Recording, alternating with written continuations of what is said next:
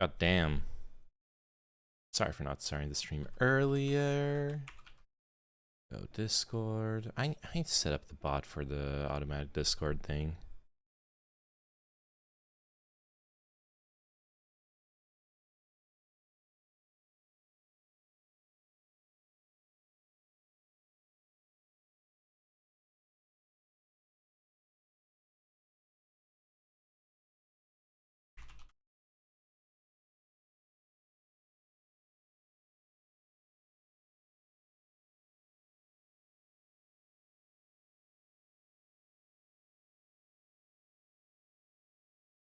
Okay. Boom. Copy link. And music.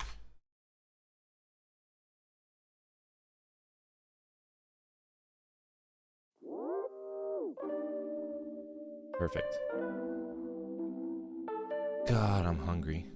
I have special pizza tactics for the panel.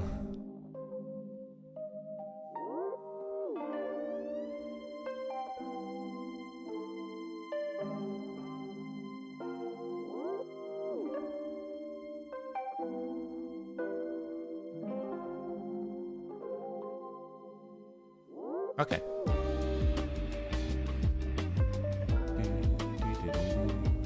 Oh yeah. Chat overlay.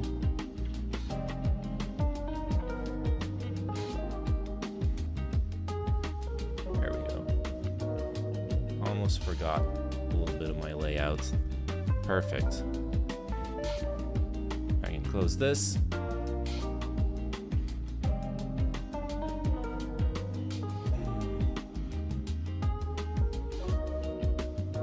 Mute this. Boom.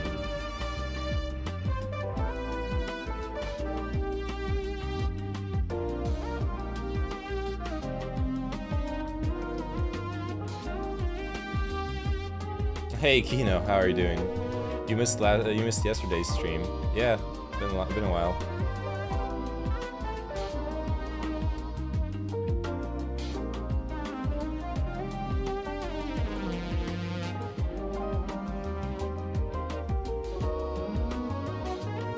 This is Geometry Dash stream. Real, exactly. Hey, Pipeline, how are you doing? Your mom okay? Yeah, she's fine. She's fine. Was just a bit out of it today because of the painkillers.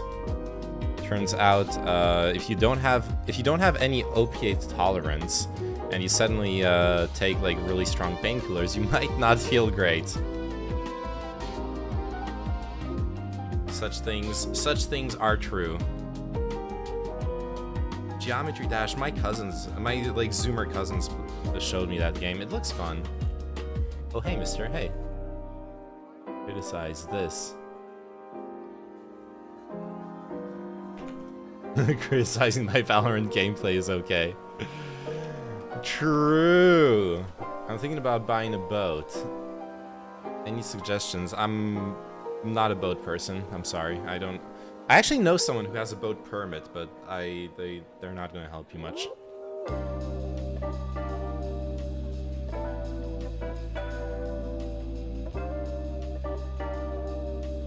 Okay, I got the most important part of the debate preparations down.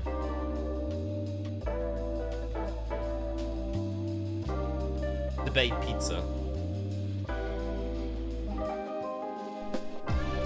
Okay,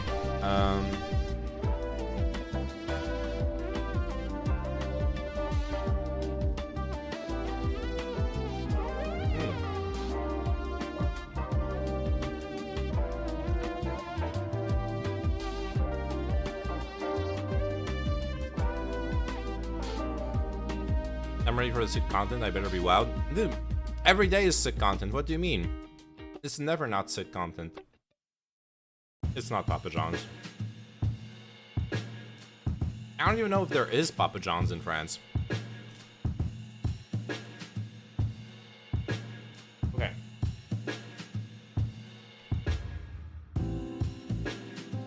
We might give out pizza. Well, I still call your mom even if she isn't Papa John's. Got him.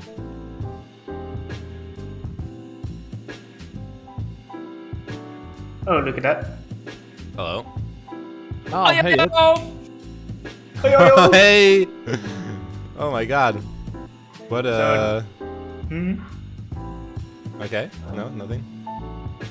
What a what? What's what are you what's gonna up say, with the? I was gonna ask. Is that your new VTuber avatar? Somebody online? Oh yeah, we're all VTubing today, so I figured I'd be a sock puppet. Yeah, he decided to assimilate to the VTube culture. So That's a Right, pre-based idea. we're doing Oh, it. fuck. We're doing it. We already got one. only the fucking host and name and or Oyoyo will be like non-VTubers on this panel from now on. I stand no chance against the VTuber invasion. Resistance is futile. See, what it is it's a form of cultural assimilation. There's this VTuber culture that we're being forced to assimilate into for the sake of our identities. That is true. Right, no, this... It is actually true.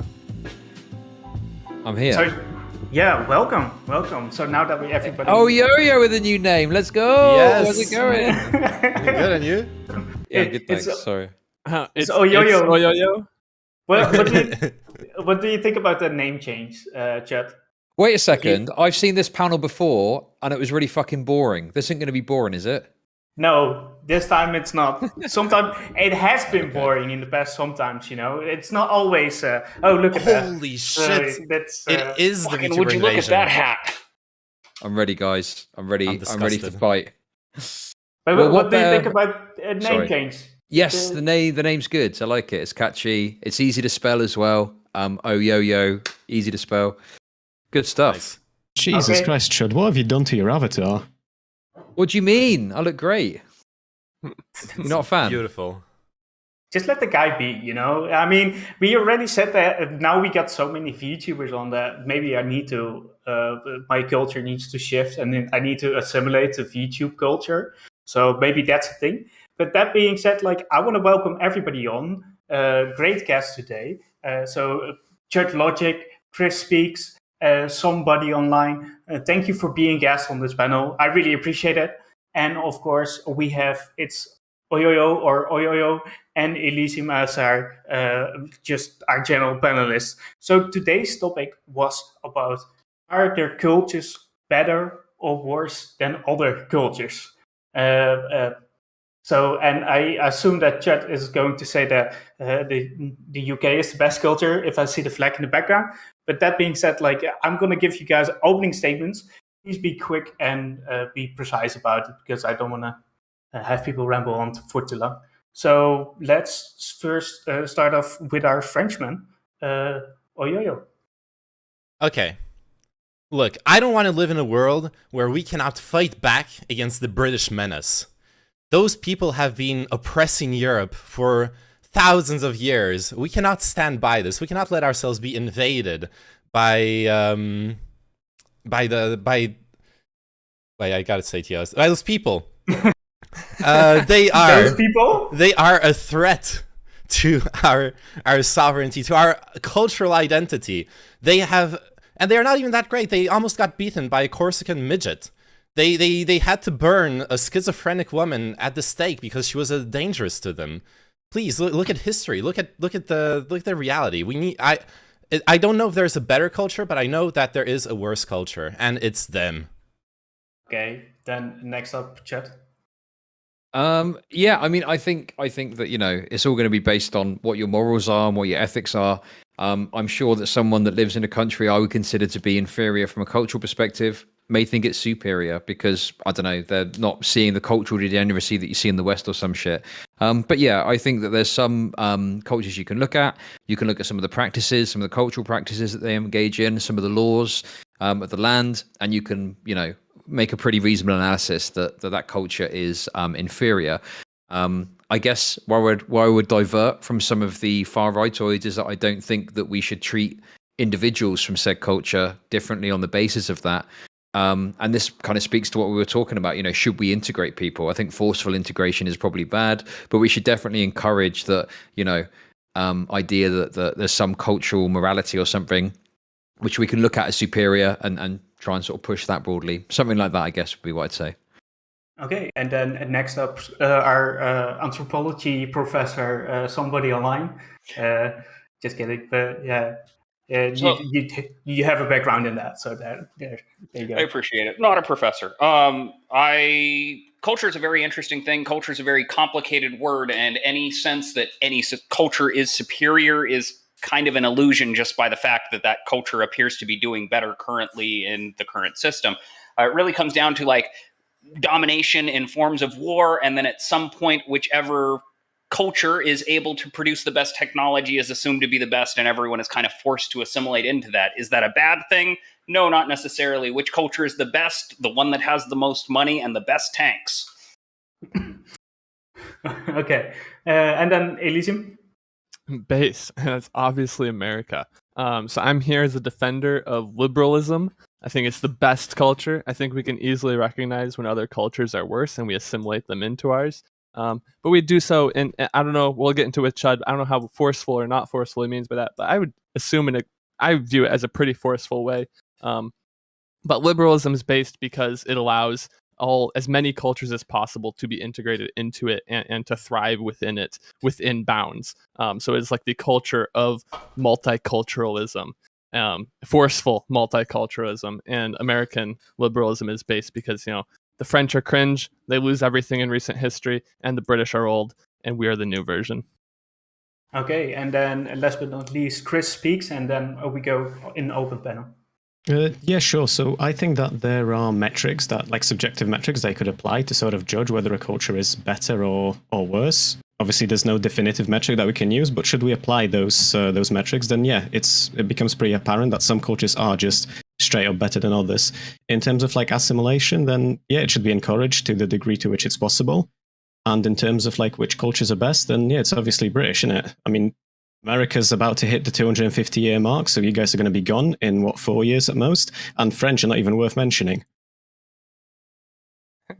Okay. Well, I really do appreciate the British for assimilating all of our like liberal philosophies, like the right to vote and things like that, individual liberties and whatnot. You guys have been doing a fantastic job. The British Empire, I think, did great, and America might be on a little bit of a decline, but I can't figure out who's next. It's certainly not Canada. Right, listen to somebody online. You gave a real fucking cucked answer earlier, so I think I need to ask you about it, okay? You said the best culture is the one with the tanks or some bullshit, right? Quick question. Yeah. Country A and country B, okay? They're both exactly the same, but in country A, gay people are allowed to exist without issue, but in country B, homosexual people are executed by the state if they're found out to be homosexual. Which is the better culture in your opinion? My personal opinion, I'm a fan of gay rights, but when it comes down to a war, we're going to really have to see who has a bigger army for who's going to conquer. Why are you who. talking about war? I don't give a shit about war. I'm just asking you for your opinion about what's the better culture. I feel this is a cop-out you're doing to avoid answering the question, to avoid looking racist or something. Clearly, No, clearly you think country A is the better culture, don't you? No, not at all. But when it does come to like What? How what can you is not? superior or what isn't superior, it really comes down to like, okay, how are we measuring these people? Who punches the hardest? Who, can climb the ladder the fastest? Or What is who your has the most opinion? money? What is your opinion? What is your personal opinion on which is the better culture? Well, again, I support gay rights, so I'm probably in favor Probably, of country B. They're both Yeah. exactly the same. The first one doesn't execute gay people. The second one does. Which one is a better culture in your opinion? Oh, the second one for sure then. You mean the first one, as in the one that doesn't execute gay people, Yeah, right? the non-executee one. Yeah, I like to Right, not kill okay. people. There we go. See how easy that was? Based, yeah, I'm with you there. Yeah, so Then why do you fucking go around in circles with it, you fucking pussy? Because So it when it seems to be comes the down case that to if you what apply a certain superiority metric- is, we can say like a moral superiority, we could say like a technological superiority and economic superiority, but superiority is an extremely vague word. No, but that's boring. No, hold on. Don't say that we can just apply a variety of metrics and then we can kind of go from there. Just apply one of them and then we can like explore whether with that specific metric one culture is better than another culture, right? We can agree, hone but- down on something specifically. Do we want to talk about like which culture is the most like economically successful, or do we want to talk about the culture that is the most like ethically more responsible? Well, either, right? Well, but we have to pick one No, I because one of think them's going to be the United States of America and the other one's not going to be England. No, but I think what Chud's getting at is that like the answer is a lot simpler than what you might have maybe like suggested it is. So if I was to ask you like by any metric you would like to apply to this, who do you think has like a better culture, Belgium or the Democratic Republic of Congo? I'd probably have to go with Belgium in that particular stance. Well, yeah. So that's exactly what I was saying. Like we apply a metric, and then we can judge if a culture is or isn't superior, right? Wait. Did you pick those two on purpose? Because the Democratic Republic of Congo has a history of being butt fucked by Belgian colonialism. So there's a reason they're in a shitty place. Okay, so we were just going to make the argument of, oh, well, let's start. Yeah, of course, history happened, right? And it fucking sucks. I agree with you. I know all the fucking King Leopold II shit, all those fucking terrible things were happening, right? But the thing is, we can't do anything about history. And if we're analyzing circumstances as they are today, right? What is your opinion? Like, it's all very well soying out, going, oh, what about history though? Yeah, history fucking sucks. Loads of people got fucked over. I don't like the fucking past of the UK. I think it's terrible. But I can still look at a culture and go, regardless of the reason it is the way it is, right? It's still fucking worse for this reason. Yeah, of course. But it's still good to remember why it is, why they are in that situation now. Oh, okay, yeah, I recognize some bad shit happened. There we go, done. Move on. Yeah, good. I think somebody does have some point there. Like, we can say by X metric, we prefer this culture. But if the other culture is stronger than it and able to dominate the other culture or influence the other culture, some people are just going to say by nature of it being more successful in its spread, it is the better culture. Right, but that's when you go into like the nuance of if you wanted to analyze like, let's say, two first world countries and you were to determine which one has the better culture. Yeah, that'd be really fucking difficult to do because like there is no definitive metric. But if you were to set that aside for a sec and analyze two countries that are like vastly different, like a third world and a first world country, I don't think anyone's going to make an argument that a third world country is somehow culturally superior. Sure, as long as that third world country can enforce its culture on other people. I don't know. We might look at like a country like one of these extremely small European tax haven countries and go, okay, well, culturally speaking, these peoples compared with like Uzbekistan or something where we have an extremely rich, deep cultural heritage that has been a huge group of people with like a distinctive language that has created dialects. I might say that the culture that has like a wider diversity or more complex artistic systems might be the superior culture, even if it is financially less secure. Yeah, it is a bit of a weird metric to use, like economic success as the be all end all of a culture. First off, like different cultures are gonna are not the economic success is not decided by cultural traits, or like you have to set that up. And also like what somebody online said, I think if we're talking culture, we're talking about arts, we're talking about language, we're talking about all those anthropological aspects that are perhaps a much more better measure of how interesting a culture is. I mean, yeah, but also you have things like academia, freedom of press, general respect of human rights. These kinds of things could also constitute whether a certain place has a better or a worse culture. And it so happens to be that you can demonstrate that some places are more respectful of those sort of values. Now, I acknowledge those values are subjectively good to me. They might not be to someone who lives in one of the places that doesn't give a shit about any of those. But since I'll be just talking from my perspective, then a place that does respect those values would be better culturally than a place that doesn't. Yeah, even if we want to move away from economy. Yeah, but we like went over that. Yeah, of course, a place that respects human rights is better. Okay, let me ask you a question. When someone talks about the culture of somewhere, do you think they're talking about the fucking GDP, or do you think they're talking about whether women are able to fucking drive or not? Like, obviously, we're not talking about their GDP and economic performance, right? When we talk about culture, rightly or wrongly, that's like shorthand for things like human rights, freedom of the press, the arts, etc., etc., etc., right? That's the kind of thing that we're referencing. I don't think I've ever heard someone talk about the culture of a country in reference to fucking what the average salary is. No, okay, Let's put it in perspective then, because frame it versus like China versus America. Like these are two dominant cultures that are going to clash, right? And that's where people get phrases outside of just the like human rights and stuff, because it's not going to matter how much liberalism or rights you have if the other culture can beat you. Now, taking a country that is not as developed, that's obviously in worse states by almost all metrics, and saying, okay, we have a better culture, isn't going to get us to the heart of the problem, as like saying, what is an actual legitimate competing culture? Is it the general GDP does matter. is the degeneracy of the US, like basically like the consumerism and all that kind of stuff, not like a really based culture overall? Like why is that not why are you guys looking down on that? Well, wait, because degeneracy is based if people want to do it. What do you mean? Yeah, then it's just a great culture, because earlier on it was like, oh no, culture is not defined by economics, but to a certain extent it is, right? I mean, there'll be links, but like that's why we have a variety of metrics that we could apply to like analyze it based on those metrics, right? If we want to move away from economy, which I don't mind, like I'm not really an expert in economy, I know fuck all about it, so we might as well. But like there are still other metrics that you can apply, and through those metrics you can determine if one culture is better than another. And also, I mean, consumerism exists in China, right? Like, I don't think consumerism is unique to the United States. I think that's more to do with like some, you know, the capitalism aspect, even though China is actually socialism or whatever, but consumerism is absolutely something that exists in China. So because the capitalist culture fucking won because it was better. Right. China has adapted culture. That from our culture, or but from this is a economic culture, right? So this is showing like a GDP side of culture conflict where one culture completely won out in the end.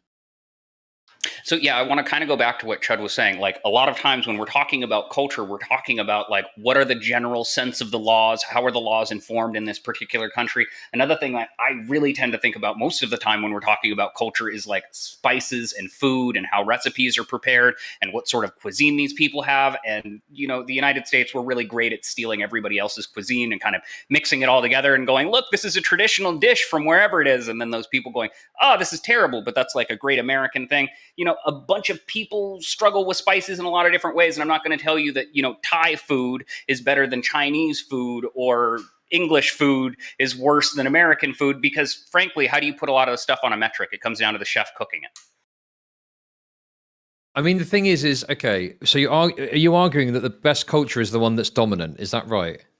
The one that Not you sorry. prefer. No, sorry. Elysium, you were saying that the best culture is the one that's dominant. Have I got that right? It is a factor, yeah. Okay, sure. so in Europe, would you say that the Nazis were superior because they were dominant across Europe for like however long they were dominant for? Their culture would have benefits for that, yeah. Okay, so just to confirm, you're saying that the Nazis were superior because they were dominant culturally? If a culture is dominant, that is part of being better than other cultures, right? Because cultures are always in competition with each other. Right. So, okay, but if you were to look at, say, the Nazis, I can't imagine that you would sort of like, from your own perspective and own opinion, go, No. well, yep, that's just right. So what's the point of what you're saying then? Because you can have a perfect culture, but if it can't survive in the world, it doesn't matter. Survival and dominance is part of being better. It is a factor in it, but it's not the end all be all, but it is definitely a factor. Okay, it just seems like a sort of pointless expression. I don't really understand why you're talking about it. So we can prefer.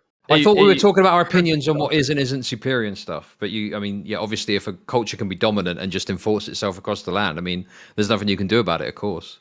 I feel like maybe he's alluding to like the indigenous peoples of the Americas.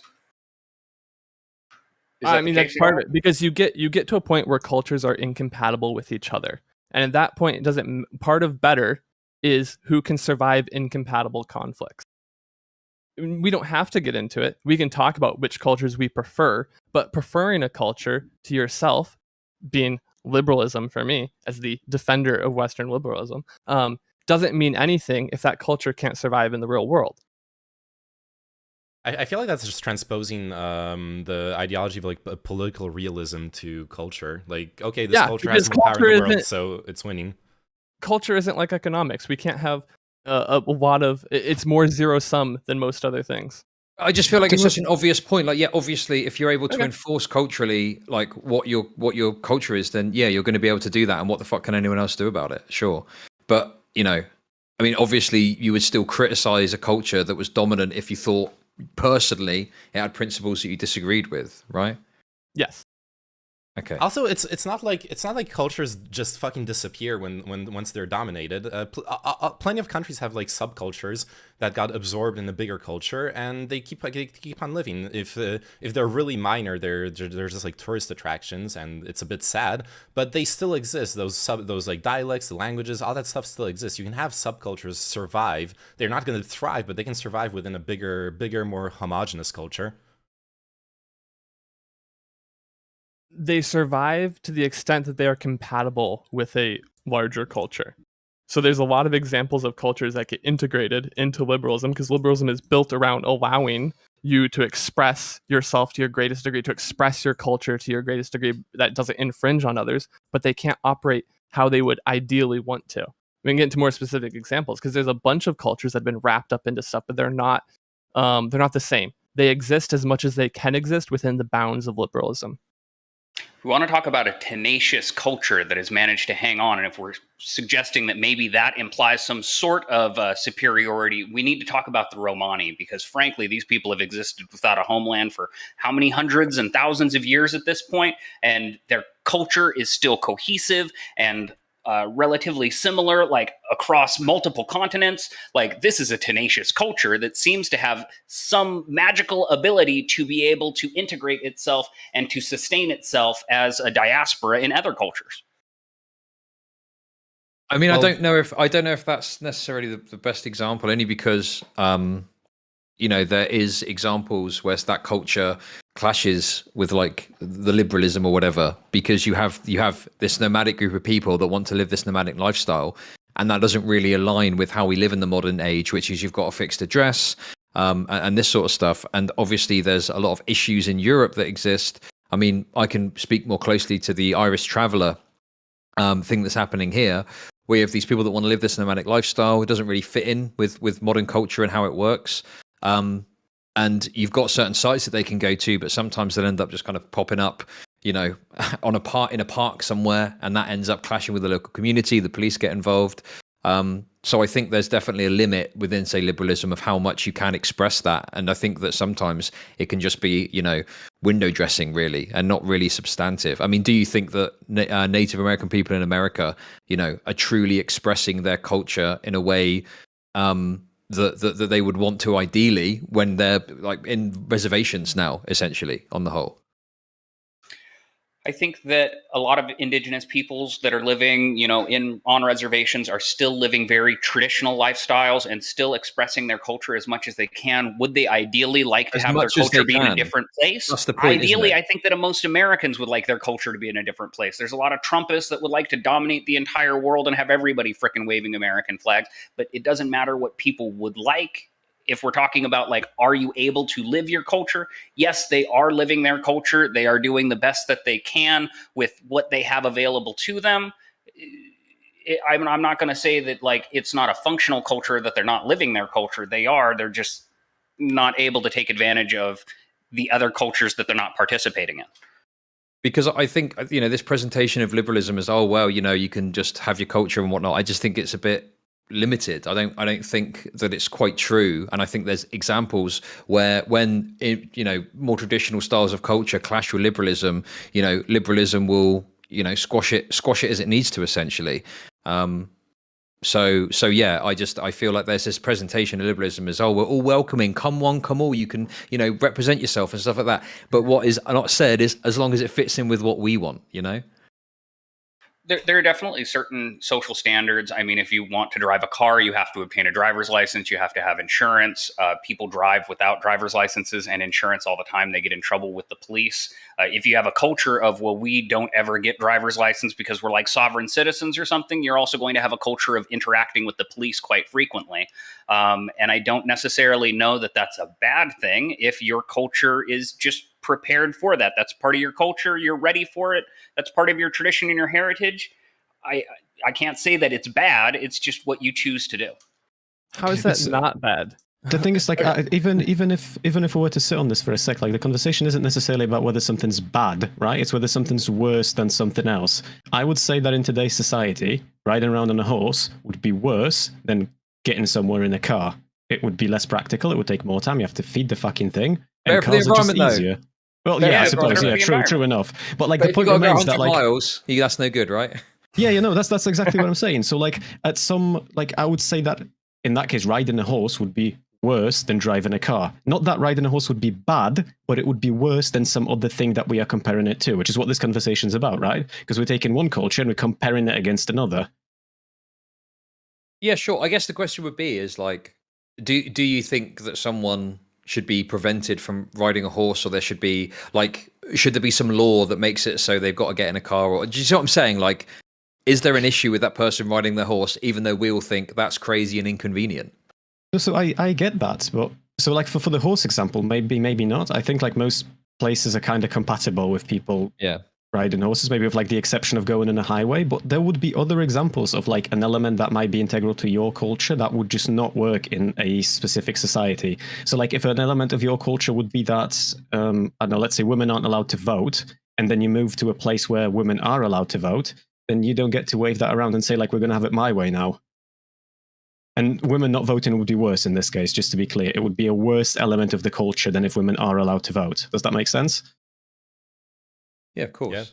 Yeah. Okay, yeah, but when somebody online was talking about it, he was presenting not operating within the cultural bounds as being like okay. So we can, if my culture is to drive without a license and I'm prepared to be arrested for it constantly, then he doesn't want to make a value judgment on that.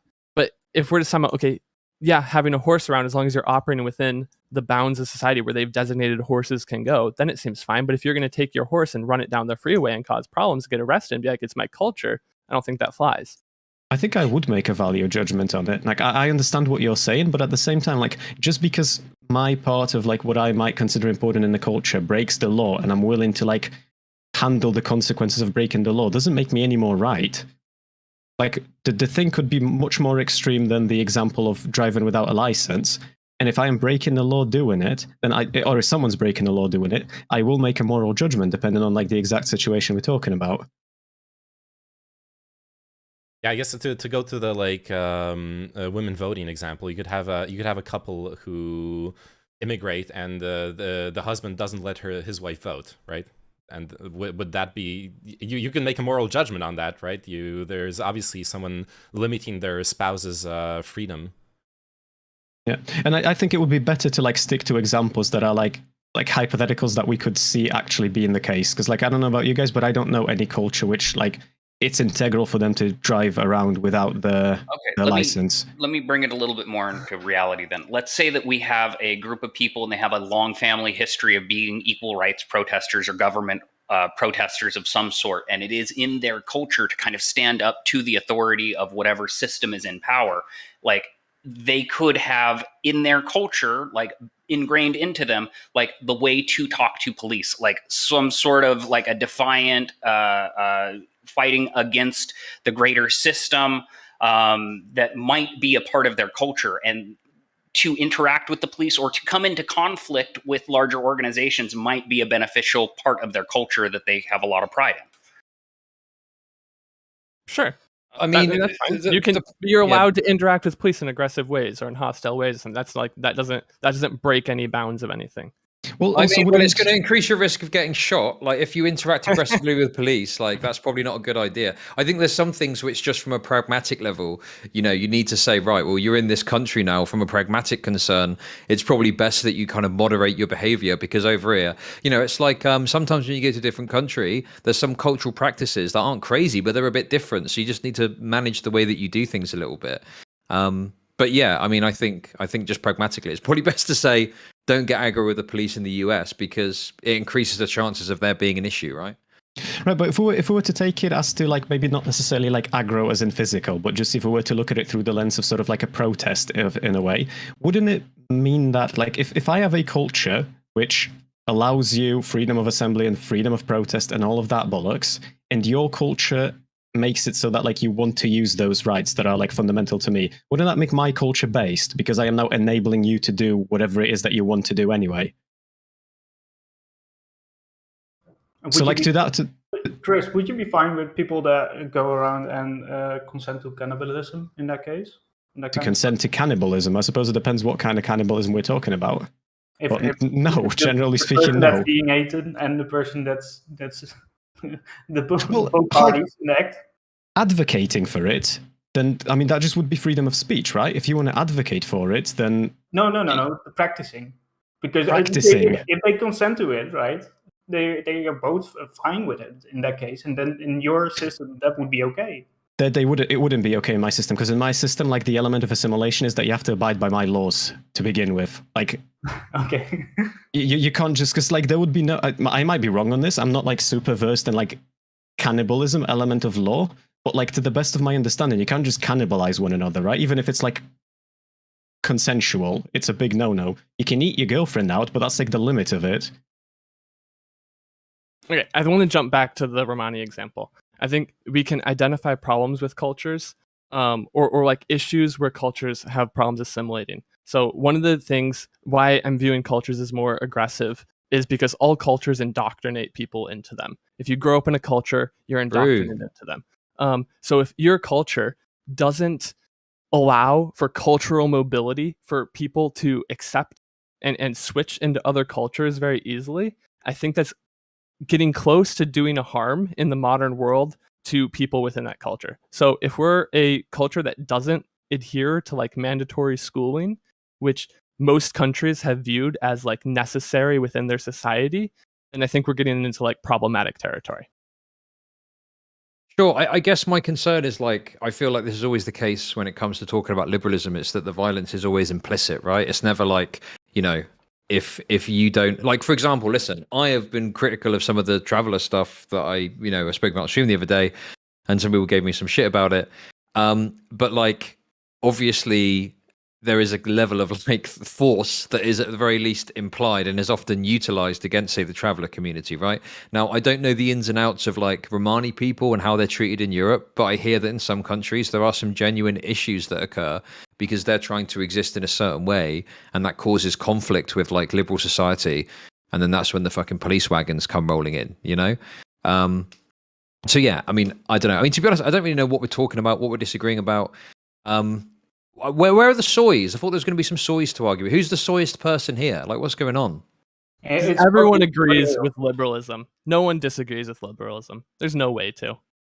Well, I mean, we're all functionally liberals, right? Like, I think we have to agree to a certain point to survive. But I do think that there's a way that it's sold, which isn't always, necessarily true. Like, the way you explain it is it's like the fucking ad roll for it, you know? But there's definitely issues underneath the surface that occur. For example, indigenous people in America is probably one of the best examples of this kind of liberalism, putting these people into basically a small enclosure and going, right, there you go, good luck to you. And I mean, I don't know. I don't know any indigenous people, but it'd be interesting to understand, like, do they actually feel they're able to express their culture in a way that satisfies them, or do they feel they're hamstrung by the limits that are put on them by like the American government? So something I feel is also really limiting in like liberal society when it comes to being part of a subculture is is that you basically have to commodify your subculture to survive. You have to be able to sell it. I was talking about tourism earlier. That's like how those like niche subcultures survive, basically. Which I mean, it's good that they can survive, but it's not like it's not like you can actually express them in genuine ways. You're fucking selling like little things in tourist shops and stuff like that. Yeah, so I think indigenous cultures is a good example of incompatible cultures where there's no fault.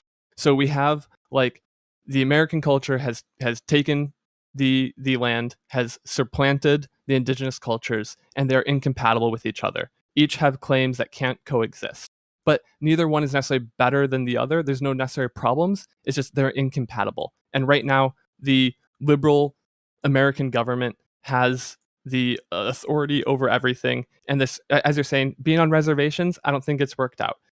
If cultures are going to be incompatible, they need to be assimilated. The native culture needs to exist within the American culture. I think a good example of this is like Amish people.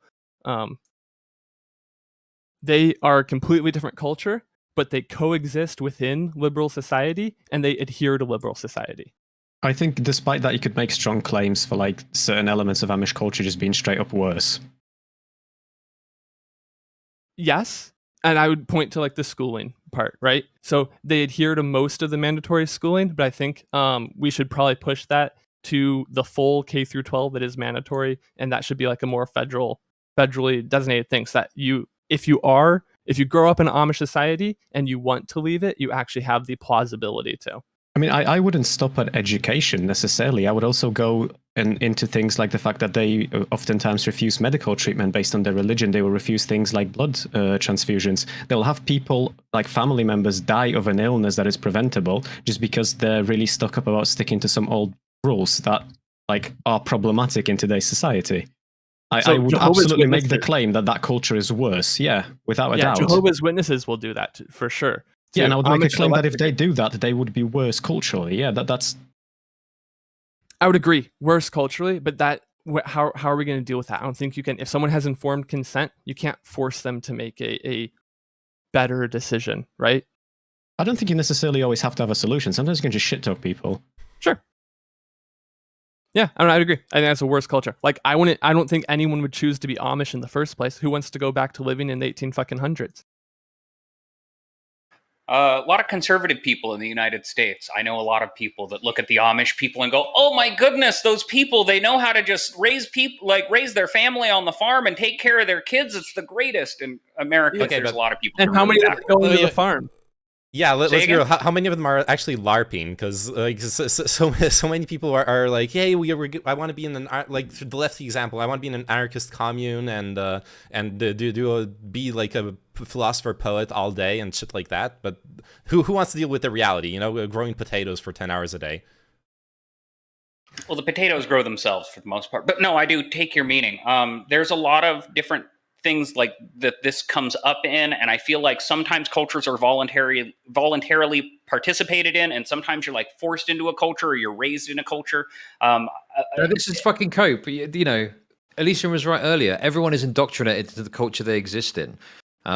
Actually, kind of base take, but yeah, even under liberalism, no one willingly says, "Oh, I love liberalism, I'm going to engage in it." You know, every single element of your life from fucking birth, essentially, from you when you're conscious, is, you know, on a greater path of acceptance into liberal ideology. I know some libs get pissed off with this take, but school, I mean, even down to like, you know, childhood watching certain cartoons, there's certain themes that exist within that preclude you to a certain point of view. At school, the idea of like punishment and being rewarded in certain ways and individualism, you know, you individually work towards your schooling and your grade and so on. Like, this is all stuff that is part of liberal ideology.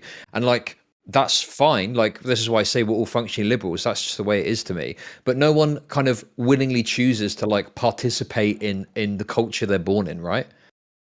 Well, a lot of people choose to participate in a culture that they weren't born in via things like immigration and just move into a different place that you would like consider better for yourself, right?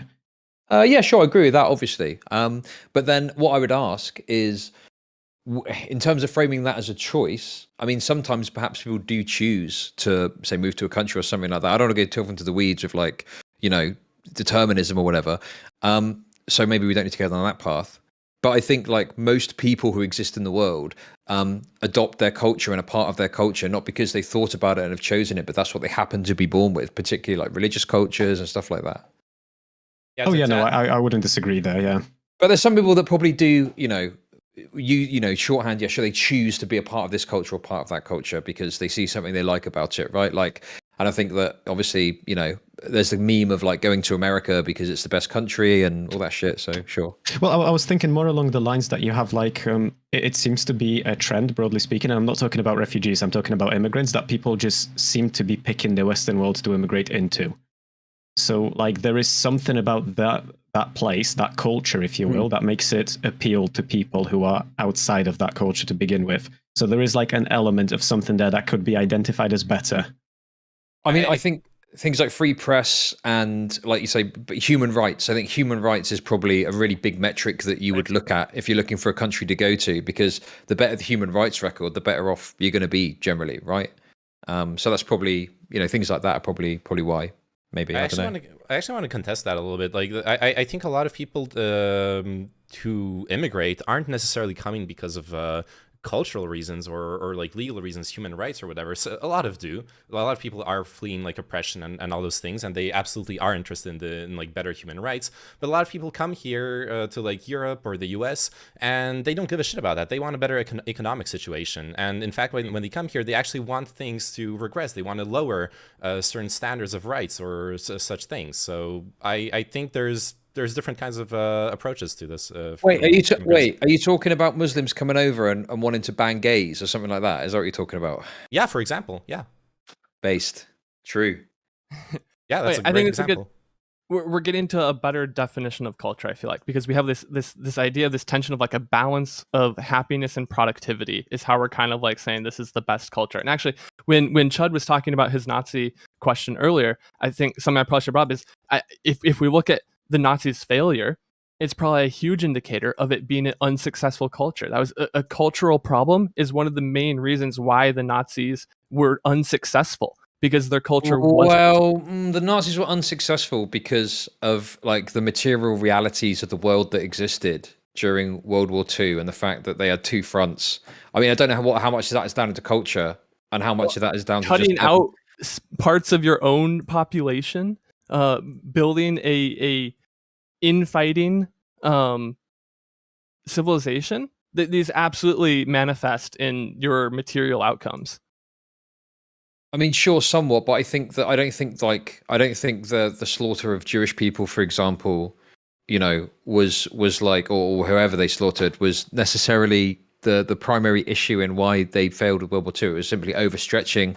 I mean, I'm not a historian, don't get me wrong, but my understanding is it was stretching across two different fronts and a lack of success on the Eastern Front that massively contributed to the sort of recession of progress and going backwards and, you know, all that stuff. So, I mean, I don't know if that's a cultural thing as such, but It's definitely a fact. Why was there a lack of success there? Part of it is because of the culture. I know it's because they assimilated part of France, so they were doomed to surrender and lose at that point. that it's a cultural thing. It obviously is. Actually true. Okay, I think we have actually a more important cultural problem to take care of than the Nazis here, because we've got some British people here, and I gotta ask, like, what the fuck is up with the Queen? Well, she's immortal. What do you mean, mate? How can you have a fucking monarch and say anything about culturally better? That's literally why we can speak about something being culturally better. You're a lot of fucking boring over there. All you do is die of cholesterol at 40. We don't have a fucking monarch telling us what to do in our government still. I mean, it's worth pointing out, obviously, the monarch is not like an active... It's very much a ceremonial role now. But that being said, I'm not necessarily for the monarchy. There's this argument that it brings like tourism and stuff in, but I don't know. I feel like if the buildings were still there and the Queen wasn't, people would still come and have a look, wouldn't they? They'd be like, oh, let's go look at all those old castles and shit. So it's kind of nice when she waves at you from the window sometimes, though. I feel like people like it. They take pictures. She waves weird, don't she? Do you think that's like an acceptable trade-off? Like, okay, this is economically beneficial, so let's keep this relic of the oppressive past? Not necessarily. I mean, like I say, I'm kind of skeptical about the idea that having a royal family now is what brings tourism in. I think it's the sites that exist that people come to see. Because, you know, if you think about it, no one sees the Queen. No one comes to Buckingham Palace and sees the fucking Queen. They're there to look at Buckingham Palace, you know. So I say, you know, the Bolsheviks are the right idea. Let's fucking go. When's it being abolished? Seems like Kira's not on board. I mean, I feel like if Queen ever was to pass away, then like that whole era would end. But again, immortal. I think that people just actually like the ceremonies and that kind of shit, and they look at that and they have the connection with the castles, and that's what they think about when they think about the UK, right? So it is inherent to have an actor. Well, you don't need to have a real monarchy going on. That's insane. Well, it's a ceremonial. That sounds pretty American, monarchy, right? Yeah, and that's. I feel like we'd go a bit off topic, but if you wanted to like have issues with Britain, I feel like there are much stronger points than just like whether the Queen is somewhere in the background or not, right? It's like we've conquered so much of the world, took all their spices, and then decided not to use any in our cuisine. True.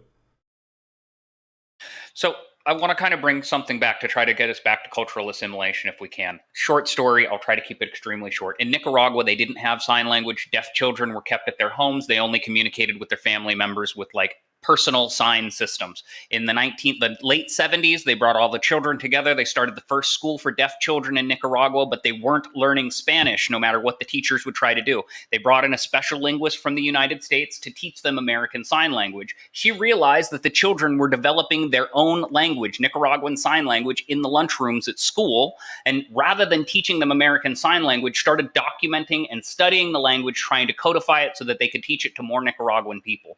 About 4 years into the process, they sent another anthropologist, another linguist down, which was like, oh my gosh, you're experimenting on these children. They destroyed Nicaraguan Sign Language and replaced it with American Sign Language. The people that learned American Sign Language were able to interact with the global economy and speak sign language in every country and do signs for anyone and translate things in sign language. But the people that learn Nicaraguan Sign Language, while they have their own unique and diverse culture that was created with their own country, with their own heritage, they're not able to communicate with anybody outside of their own group. Is it better to have people learn their unique cultural heritage, their own language, or should we force everybody to just speak American Sign Language or just speak English? Because that's what business gets done in. Make everyone assimilate, or should we have different, diverse cultures, even if it means that you're not going to be as successful in business? I you think need that base. Oh, go. I think in the current world, like we're all connected, okay? Unless you're living like stuck on some random island or really deep in the Amazonian jungle, you have to interact with other people. You have to interface with the rest of the world. So like you don't have a choice. You'll have better outcomes if you can actually communicate with people. But what the story you said, it is like a common trope when in like cultures getting assimilated or destroyed. It's the language. It always is the language. Here in France, they destroyed like or almost destroyed several subcultures by just punishing kids in school for not allowing them to speak the local dialect and not allowing them. They would get punished even if they were heard speaking it outside of school. There were some like kind of brutal measures like that. It seems to always go through that. Well, I think what this comes down to is, what I felt was maybe going to be the question at hand is should cultures be forced to assimilate? Right? I mean, that's what's fundamental here. And I guess the answer would be, if we're being nuanced, like some aspects work and other aspects don't. Like if it's part of someone's culture to engage in female genital mutilation, well, listen, let's get fucking anti-Semitic for a second, right? Female genital mutilation, no. Male genital mutilation, go right ahead. Not the cool. Jews fucking Not nailed that one, didn't they? Yeah. So I feel like Talk assimilation. about the Jews for a second. Yeah, let's talk about the Jews. Let's talk. There's No, a I think it's question really- I have about them. Oh, sorry. Oh no. Okay. I'm gonna jump on both actually. Okay, as somebody had brought up, I think there's like a baseline of interaction within society that you need to be successful. So like learning American Sign Language is probably going to be a better outcome for these people. And it might crush some elements of their culture, but they can still be learned after. So like if you want to electively develop a culture or develop yourself into a culture, that seems great. But you need that baseline level of interaction to be able to interact with the rest of the world. So it would be kind of like a both. You'd probably crush cultures, and then electively, if people actually care about them, they can jump back into them. Yeah, so but for the go. No, I was just going to say that it's so it feels like assimilation shouldn't be forced, but it should be like encouraged and maybe even expected to like a certain degree. So like as cringe as this sounds, like the concept of assimilation is like it's on a spectrum, isn't it? So like if someone immigrates into a country, let's say, it's not fair to expect them to perfectly know the language, lose the accent, understand the grammatical rules, sort of align themselves with the culture, marry into the culture to marry someone who's native. Like all of those things, that's a bit much. However, it's a fair expectation to want people to speak the language of the place they've moved to. I don't feel like there's anything wrong with that. And to a certain extent, if you want to sort of thrive in the new environment that you have moved to, you have to understand the language. You have to be able to communicate. I mean, sure, unless you're like a terminal online leftoid, I mean, even they, I think, would probably agree. But I guess it's less so about, say, someone moves to a different country. But, let's say, you've got dominant social power. Is it right for you to force assimilation on a group of minorities just because you've got the ability to do so? Like, because presumably, by this logic, it's the dominant power that would assert the language over everyone else. Like, is that morally justifiable or not? Like, it's a reality, but is it morally justifiable? Fuck, I feel like maybe I should like bite the bullet on something here just to make it more interesting. With language, maybe not necessarily, although I could understand arguments in both parts. But like, if you have a place which is in favor of genital mutilation, for instance, then yeah, you can enforce them to stop doing that. I feel like that would be fair game. I feel like if you, as a society, like if you've got a society strong enough to like tell someone, no, you're gonna fucking stop doing that, mate, then go for it. Yeah, okay, let's talk about the Jews again. You're right. Yeah. The idea of like what is acceptable within the bounds and harming children doesn't seem to be an acceptable thing. Then the idea that we can impose on other cultures what we find incompatible with our culture seems fine. But just to be clear, we're not talking about like groups within our country, right? Should you're talking about us doing that to like a different group? Am I understanding that correctly? I mean, I guess you could approach it from either angle, because I mean, the difficulty, like if you've got, the problem is, it's just like the reality is if you've got a group within your country that's doing something you don't like and they're a minority, and you've got the cultural, social, and government power, whatever, you can do whatever the fuck you want. You can make them bend to your will, essentially, right? Which is why there's some things that happen in America that's kind of odd that it hasn't been put a stop to. I don't think it's just something you don't like. I think it has to be something that you view as like incompatible with your culture. Yeah, sure. But I'm just saying, like, the reality is you could potentially, if you have the social, cultural power, etc., right? I think there's obviously stuff like in Saudi Arabia, say, that I would find morally reprehensible that I think should change. But because of the way that, like, international politics works, it's very difficult, realistically, to get that to change. Because although as much as, I think some people would look at this in a certain way, I think you can't enforce your own cultural standards on another country with direct force, because that can lead to war. All you can really do is try and put economic pressure on a country to change with, what do you call them? When you put economic pressure, you know what I'm talking about. Sanctions. Sanctions, yeah, exactly. So you could put sanctions on a country, but that's like spending political capital as well, right? So there's a reason that countries don't put sanctions on another country for things that they don't like but don't really care about, particularly, if they've got a big economic deal with that country. Does that make sense how I've explained that? It makes sense, but isn't that different to what you have asked like a few minutes ago? Because I was under the impression that you were talking about like the ethics of whether it's permissible to like force your culture in some other groups, and now we've shifted to like if it's realistically possible for us to do that via like legal means, which are like two very, very different things to talk about. Yeah, sure. Okay, that's a fair point. I think because I'm thinking of it in two lines. I'm thinking of it alongside, is it right to do it within your own country? I think that ethically it is fine to put in place a certain moral standard and then apply that broadly if you've got like the power to do so. But then that's if you agree with me. That's if you think that gay marriage is okay. And this is why the thing came up earlier, because, if I think that, it's got to be that it agrees with me, and I can't be consistent. Because if Nazi Germany comes along, they go, right, we hate Jewish people, so we're going to kill all the Jewish people, and we've got the force to do so. I can't agree with that.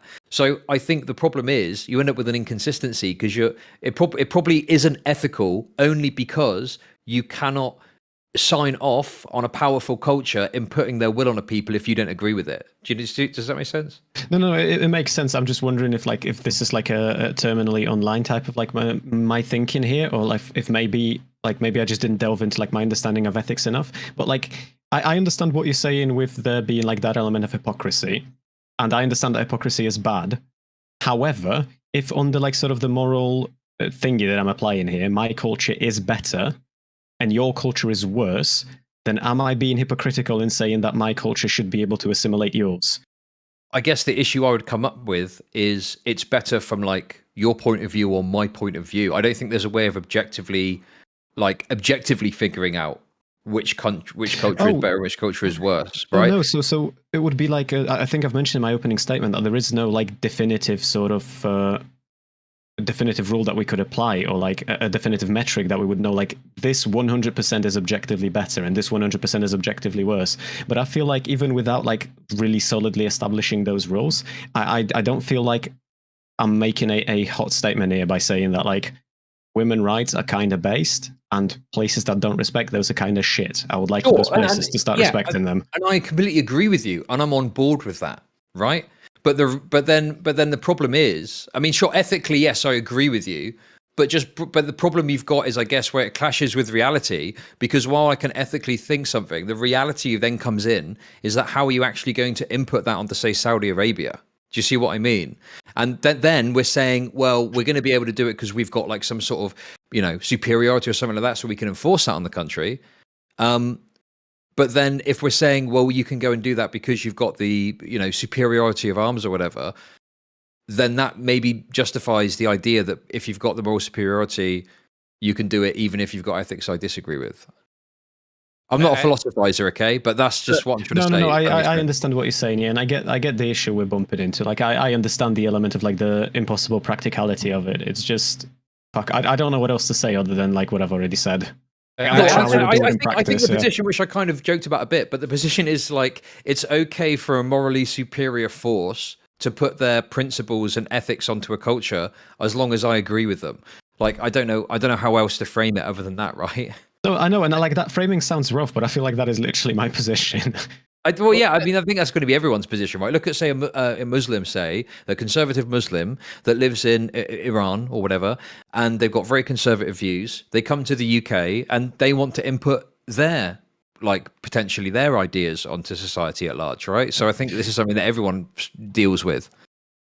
The ethics of whether you can culturally like push your culture on others is almost secondary to that. It's just reality. Cultures are in competition with each other from social pressure. So the ethical, should our culture impose itself on other cultures? It already is. It's unavoidable. Just by the nature of existing and other cultures interacting, you're imposing to some degree your culture on other cultures. That is exactly what I wanted to touch up on, because someone in my chat was just saying that, like, so if we were to use Saudi Arabia as an example, for instance, so like we are fairly liberal with women's rights, and if it happens to be the case that like women in Saudi Arabia see this happening over here and they start protesting to get that shit going over there as well, which is part initially of like our culture and not theirs, then that would also serve as a metric that I could use to say, like, look, our culture is superior in this regard, and like, there you go, you've got evidence of that actually being the case, because even people of your country want our culture over yours in this specific sort of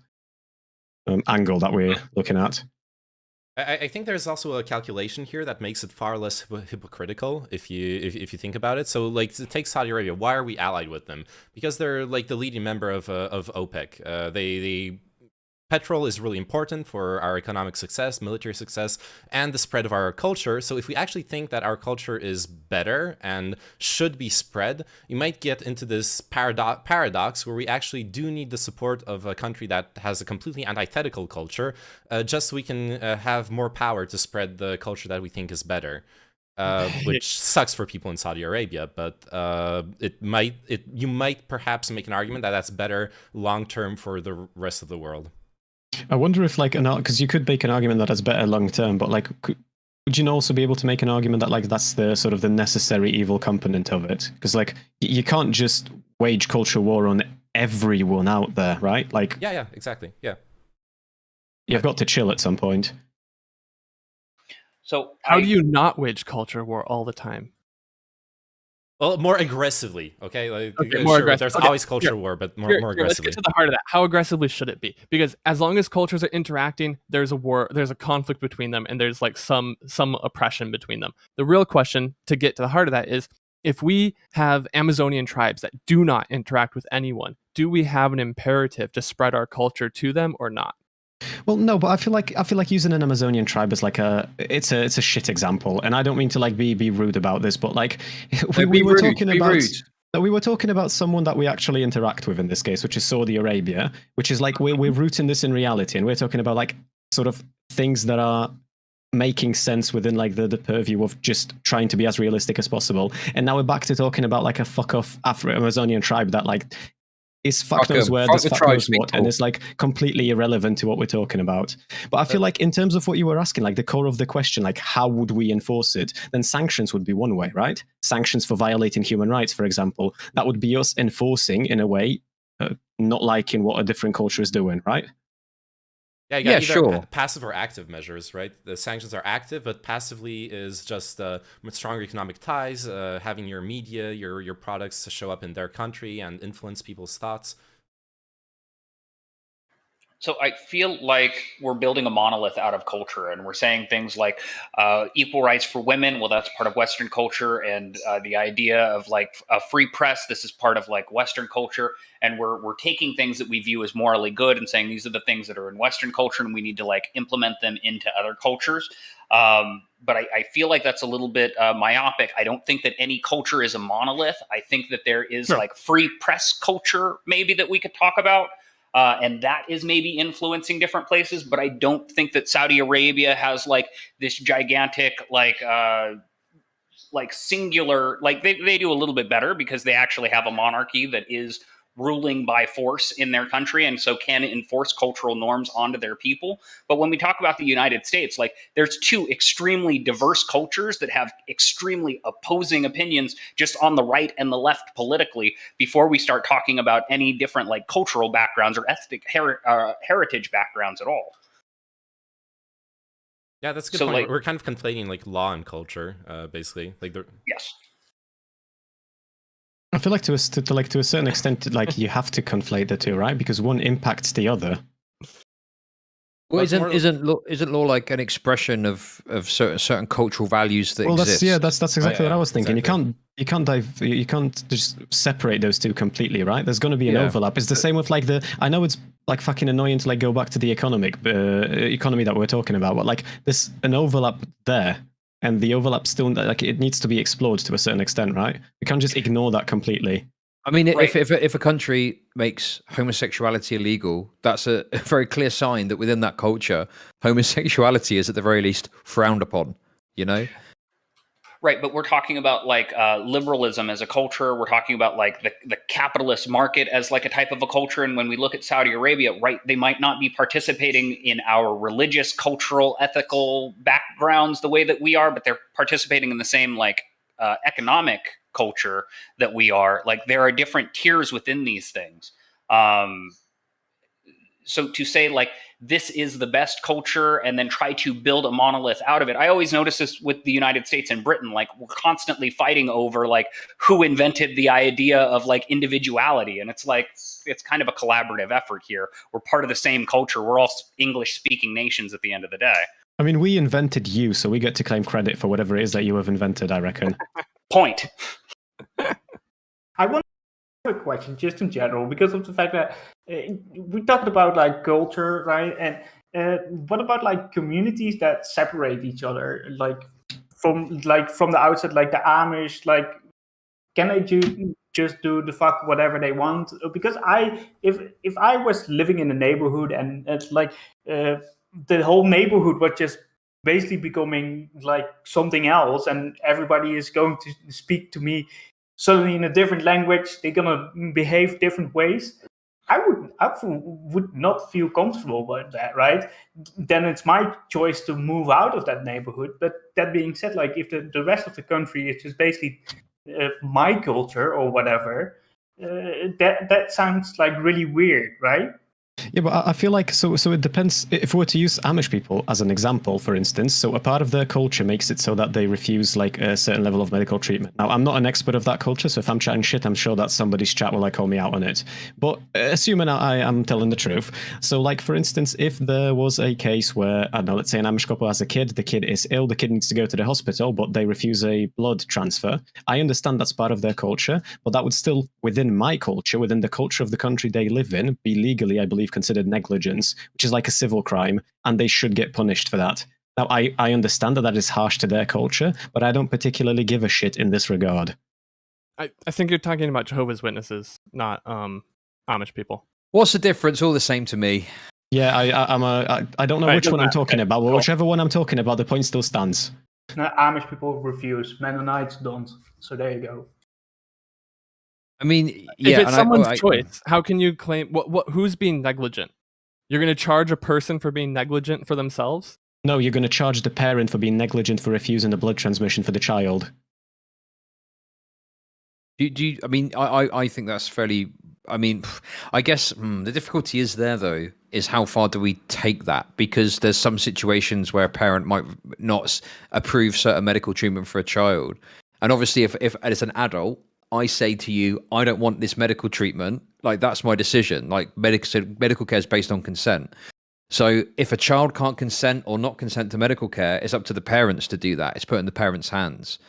So I kind of agree with your overall point. I think that'd be a shitty thing to do, but I guess I just don't know how you'd implement that, because it's like there's a bunch of stuff a parent might say no to. Are we saying that if a medical treatment is proposed for a child and the parent refuses, they are on the hook for like negligence, even if it's like where would you set the line, I guess, is what I'm trying to say. Well, I think I'm not sure about like the exact like legalities of it, but it would definitely be something that you would judge on a case-by-case basis. And I feel like on a case-by-case, as you would in court anyway, you would absolutely be able to tell whether it's a case of a doctor trying to pressure an Amish parent to like cure the kid with fucking ivermectin versus the kid being in an accident, bleeding out, needing a blood transfusion to survive, and that being rejected by the parent. Because I understand that there's a lot of nuance involved, and I understand that there are going to be a lot of like the decisions that the parents could make against like sort of medical professionals that maybe wouldn't be as bad.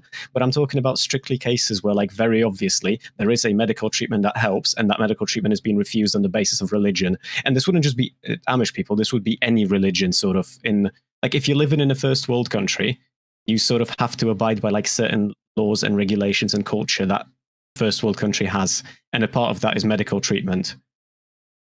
I would agree with you in that extreme. So like, I think that makes sense if it's like a life-saving thing. But like, we're going to have to keep it at like life-saving levels, because otherwise what we do, we're just going to look at anyone who's being negligent in like resources with their children and be like, yeah, fuck you, you don't get kids anymore. This is going to end up but hold on, we do that anyway, right? You look at, if someone's accused of like negligence, you would look at what happened, you would analyze it on like a case-by-case basis, and you would decide what kind of legal consequence they would face. That's something that already happens within like the purview of the law.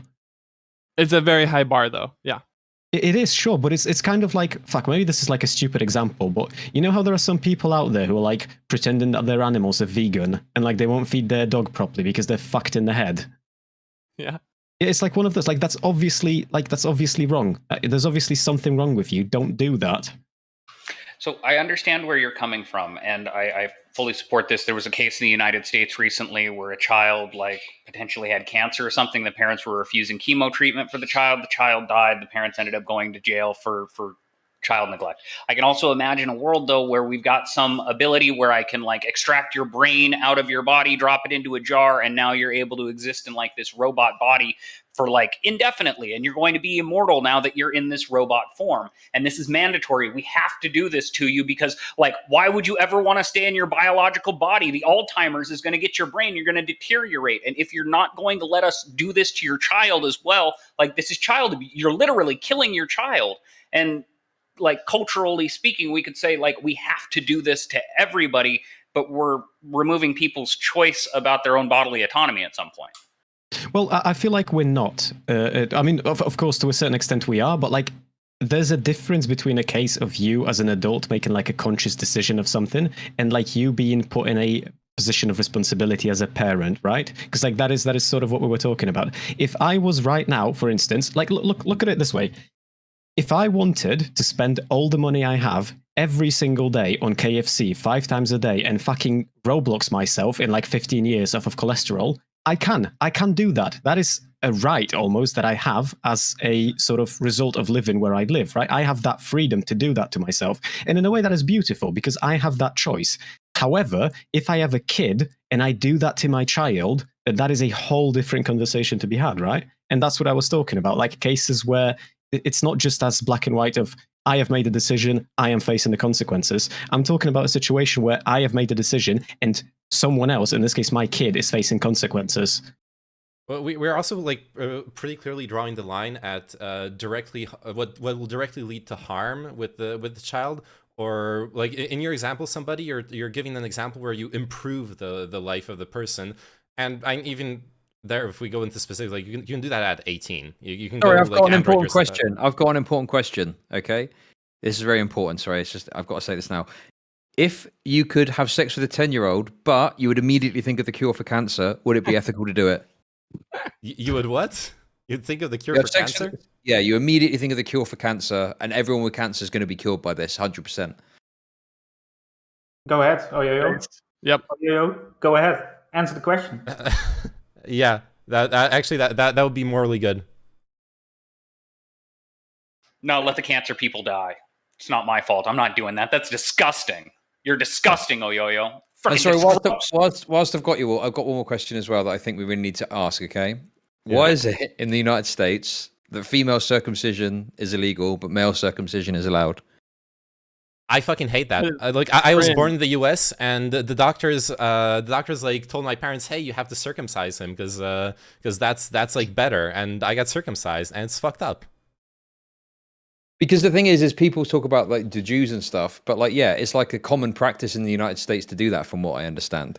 Yeah, it doesn't come from like at least my understanding is when doctors recommend it to parents, it doesn't come from like a place of like Jews. It comes from this idea that it'll be a cleaner penis, which is fucking stupid. Like, Wait, hold on. Oh yeah, are you circumcised and French? Yes. Ha! Well, actually, I'm American. Shit, that is a rough one. Yeah, I know. Oh my god. Oh boy. But yeah, I mean, it just seems crazy to me. I know you probably don't have an answer. I'm pretty sure you probably all disagree with the practice. But it's just kind of crazy to me, you know? Especially as America's supposed to be this religious country. What happened to as God intended, you know? Yeah. So, Anyway, sorry, I've gone off on a tangent. Go ahead and get back on track. It's all good. Yeah, we talked about neglect, but is that not also like a thing that if you buy into like some sort of healthcare or whatever, so the culture dictate that you need to have like a healthy lifestyle, would the bar for neglect then not be higher compared to when you say like, well, you live in this libertarian society or whatever, and then you can just neglect your children? That would be just Are you their asking culture, right? hypothetically, or because like there isn't a culture where like we're really highly bought into like healthy living, and if your kid has like a few KFCs, then that's it, you go to jail. Like the bar for negligence, at least here in the UK, to the best of my understanding, is incredibly high, and it's incredibly high for a reason, right? Because you're not supposed to be dubbed a bad parent for like making mistakes. You're supposed to be dubbed a bad parent if you keep making mistakes, right? And yeah, and also if it's yeah, for sure, exactly. I completely agree with that. I don't know what it's like in America, but because I was thinking about the KFC thing, there's a lot of fat kids waddling about the place. Okay, I don't think there's any fucking laws that are stopping these kids from turning into little porky pies. I mean, you know, nutrition for a kid can be difficult and challenging. But like, you know, there's some parents that, you know, do all of the wrong things. But again, I don't know if I could like morally condemn that as such if there's like a lack of education there. Because I think the reality is a lot of people become parents and they're too stupid to be parents, and it's like, how do you deal with that issue, you know? I really feel like this. No, but general question, like, what do you guys think that you can enforce when it comes to simulation, because of the fact that we talk about like chopping up dicks, but some people say that also the bleeding out of animals before they're slaughtered or something like that is like bad, and you have like all these other different like kind of practices that not all Western societies are on board with. Wait, so what is the question exactly? Sorry. Yeah, well, basically, do you guys have like other things that you can see that you can just enforce with a simulation? Like, let's say you have like one person in your whole country speaking one language, right? That nobody else speaks. It's an immigrant from somewhere, right? This person should not be able to file his legal documents in his own native language, right? That would be silly. That's not racism if you're gonna say that. That's just, you gotta adapt to the culture. You gotta assimilate. Do you guys have like any practices of like when you say like, well, just go with society, basically, just be It's like part language would be of society. baseline, right? Language would be like the absolute basic thing there when it comes to like assimilation. I don't know if it's possible to start elsewhere when it comes to assimilation than speaking the same language. So I'm shocked that the Americans aren't responding to this, because the US doesn't actually have an official language. You can file your paperwork in whatever language you want. You can have your court case be in whatever language you need it to be, force the government to like bring interpreters. It's like the US is unique in that way, actually. It can have a bunch of you can like just not speak English ever. The thing is, though, I feel like... Sorry, go on, because I feel like I was speaking a fair amount. I cut you off too, sorry, somebody. No, you're completely fine. Yeah, in the United States, we don't have an official language, and you can't do your paperwork in any language. They're not going to bring you some piece of paper in some specific language that you're the only person in the world that can speak, but they are required to like provide you with an assimilate or a translator to help you to get through the paperwork, to be able to try to explain these things to you. It's their responsibility to try to find somebody that's able to like explain these things to you, even if they have to get you a mime to like pantomime out the things to try to get the right answers. But we can't force someone to like adopt a language. We can just very strongly encourage them to do so by saying, how are you going to fill out the job application or work with customers if you can't talk to them? The thing is, and I feel like maybe I'm not sure how applicable this is going to be to the US, because like I'll be speaking like entirely anecdotally here, right? As someone who is an immigrant, so like I learned English quite fast when we immigrated, and like I used to translate quite a lot for like my mother and just my family in general. And I feel like even though like you could think of me as like the provided interpreter, right? Despite the fact that I was there for it, and despite the fact that I was able to do it practically every time, there is still sort of a way how the language thing is being forced. Because, like, imagine how big of a pain in the ass it is if every single time you need to sort out anything at all in, like, a governmental agency, you need someone to translate for you. You need someone to speak the words. You need someone to translate back whatever the lady behind the till is telling you. Like, in a way, if you live in a place that speaks a certain language that you don't speak, unless you're like completely locked in with sort of a group of people that speak the same language as you and only that language, then you will by necessity need to learn either way, because otherwise you will just like you won't always have someone there to help you, right? Even doing like menial, boring ass everyday stuff like going for groceries or I don't know, refuel in your car, like you need to learn the language, and you will learn the language by necessity. It's why I feel like I know a lot of people who speak like they were never bothered about learning English, but they have still learned it enough by necessity to just communicate on like a basic level. They're not going to be writing books anytime soon, but they can communicate.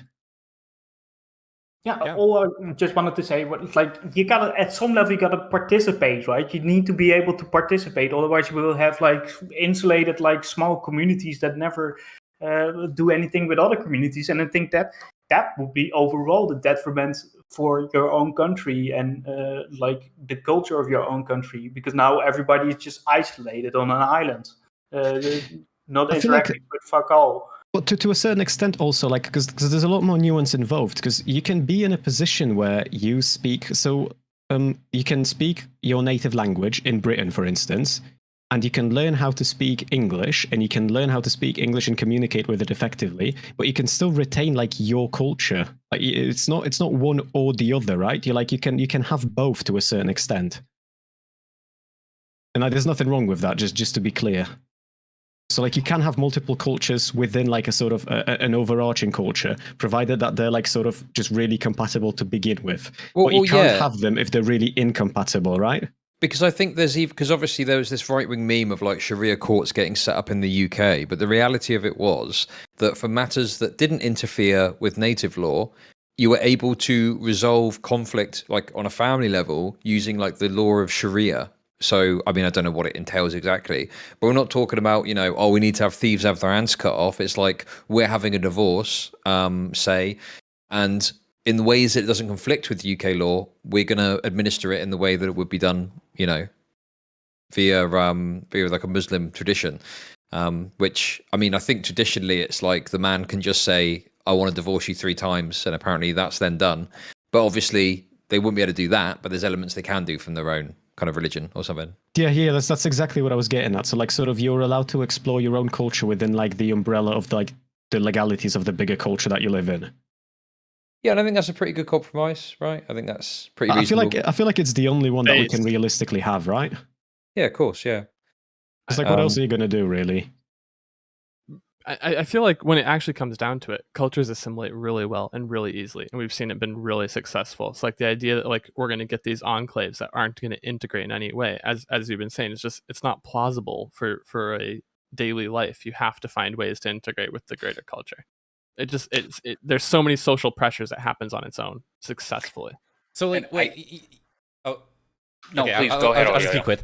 There's an issue with that. It's that we know that you can also create ghettos in cities. Like it's actually really easy. You have a bunch of immigrants come from the same culture or similar cultures. You put them all together. You squeeze them into usually a lower socioeconomic situation.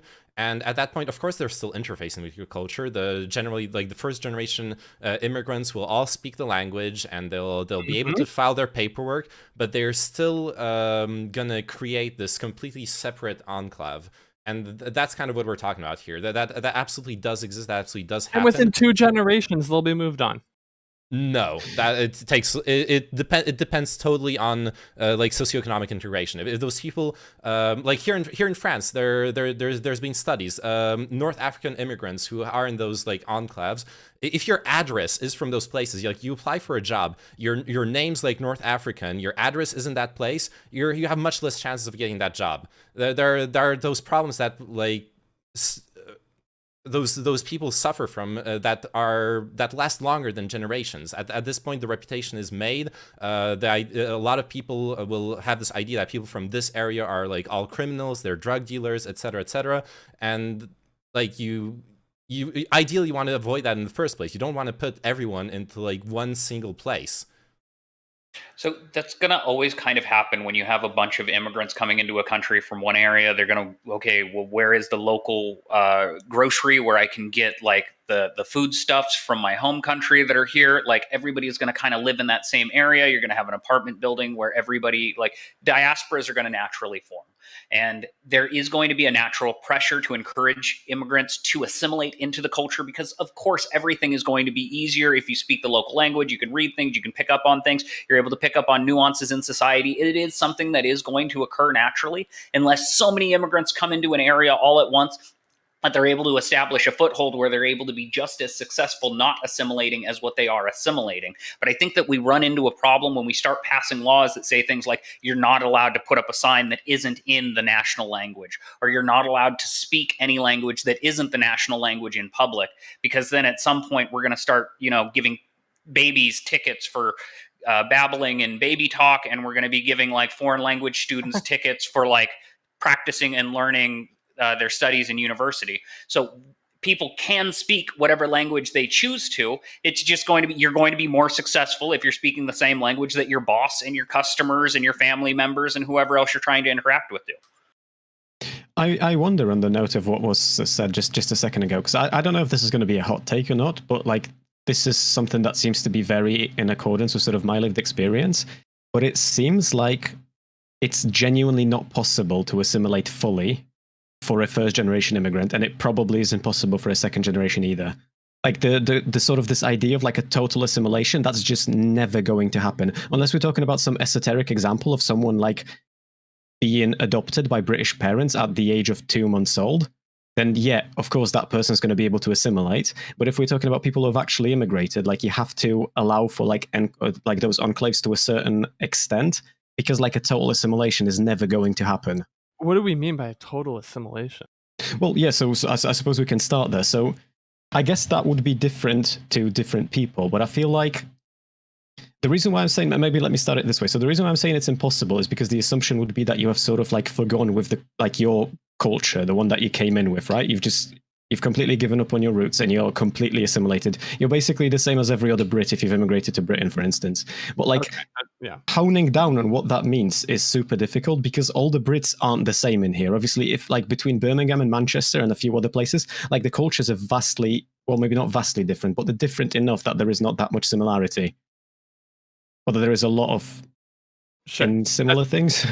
I mean, the south and the north of England are like vastly different in terms of culture. I mean, there's certain things which are going to be the same, but like, I feel like if you went to a town in the south and a town in the north, you would notice a difference from the outside looking in. I mean, just the accents in and of themselves are going to be like a fucking mindfuck for you, probably. No, that's exactly the case. Like that's what I'm saying, that like the enclaves to a certain extent have to be accepted within the society because those enclaves already exist like within the country, within like native people of the country. But which is better, Chet? South or north? I mean, I actually, even though I live in the south and I was born in the south and I've lived in the south my whole life, I prefer. It's north. It's the north, yeah. Of course, it's the north. Hell yeah, it's always the north, baby. The South are very pretentious. Also, it's very expensive down here. If I moved to like Sheffield, I could get like a 2-bedroom house for the price. So there's like a whole bunch of reasons the North is better, and I think that because of its history and economic history, it's just better. Yeah, Hey, well, so- I lived in Windsor, so I disagree. I think the South is better because I'm a pretentious snob, but there you go. So, Chris, speak. So, yeah, you wanted to say something? Sorry. Oh no, I was just saying that South sucks dick. Oh, well, maybe So- maybe you can, nothing wrong with that. That So being maybe- said, I think we kind of run our course with this topic. That being said, then I'm probably just gonna do like closing statements, like short closing statements, and then we're gonna wrap it up. So let's start off with Chris. Yeah, sure. So I think that you can. Am I doing like closing statements for like the entirety of the panel, or have we just moved on to assimilation now? Go ahead. No, I think we're wrapping up. Yeah. Oh right, yeah. So let's like a big one then. All right, yeah. So I would Game say that over. like obviously there are metrics that you can apply to determine whether a culture is better or not. There is a lot of nuance to be explored there, but I feel like that nuance there is also just very obvious ways how we can analyze cultures and see that one's better than the other. And in terms of assimilation, I think it should be encouraged. I don't think it should be forced. I think that enclaves will just naturally be there, and like assimilation's kind of based, but as long as it happens in like a sort of organic way, don't force people to do things. Other than maybe understanding the language, I guess I'd be fine with that. Okay. Next up, somebody online. Yeah, so I want to kind of point out, like, we talk about time as a human construct. Cultures are human constructs also. There is no monolithic great British culture. There's a bunch of little individual British cultures that a bunch of small individual families all share and then pass down, and then they're marrying into each other, and then they're integrating their individual cultures. And you kind of got this big lump of people that exist in one place that kind of generally share a lot of little attributes that when you kind of blur your eyes and stand back, it can kind of look like a homogenous culture, but there is no singular thing. So it's impossible to say that this one is better than that one, because it comes down to me saying that my family is better than my neighbor's family, and those people across the street are worse than both of us. And it's all ridiculous at some point. End of the day, I'm the coolest person in the world, and that's all you guys need to remember. I'm somebody online. Come and follow me. Yeah. Okay, and then Oyoyo. Yeah. So something that we haven't touched upon, because no one here is really that cringe, is that you can actually criticize culture. I've seen a lot of like terminally lefty people say that if you criticize culture, you're being racist, you're being phobic. Obviously, anyone who is being racist and phobic will criticize the culture, but not everyone who criticizes the culture is racist and phobic. I just want to encourage people who are perhaps more progressive to also do it. Don't let like far right people own the discourse when it comes to cultural issues. Also be a part of that discussion. And it's a yo-yo. Yeah. And then next up, Elysium. Liberalism is based. It's the core of our culture, even though it is a diverse culture. We should push for our liberal democracies to be the dominant, or our liberal values within our liberal democracies to be more dominant, as somebody online is saying, is not a homogenous thing. The global cultural conflicts are a larger representation of the smaller within a nation conflicts of culture as well. And we have better and worse within each of these. And we can criticize them, yeah. Okay, and last but not least, thank you, Chuck Logic, for coming on as like the bigger creator over here. So I really appreciate that. And go ahead, have your closing statement. Pleasure, yeah. Well, I think that the reality of it is that the rightoids, anti-SJW types from 2015, 2016, fundamentally at their core did get that criticism of culture correct at its core, but obviously it became extremely racist. And I think the fact that at the time people were so unwilling to engage with the idea that, some cultures fucking suck, is bad. And I think it's led to this legacy now where, criticizing Ayurvedic practices which are not based on science is somehow bad. This is something I ran into, recently in regards to this. So I think it's best, just to sort of be honest about what you think and believe, and obviously you're going to have a perspective on what's better and what isn't. Whilst we can't objectively say like what is and isn't better, it's difficult to do that.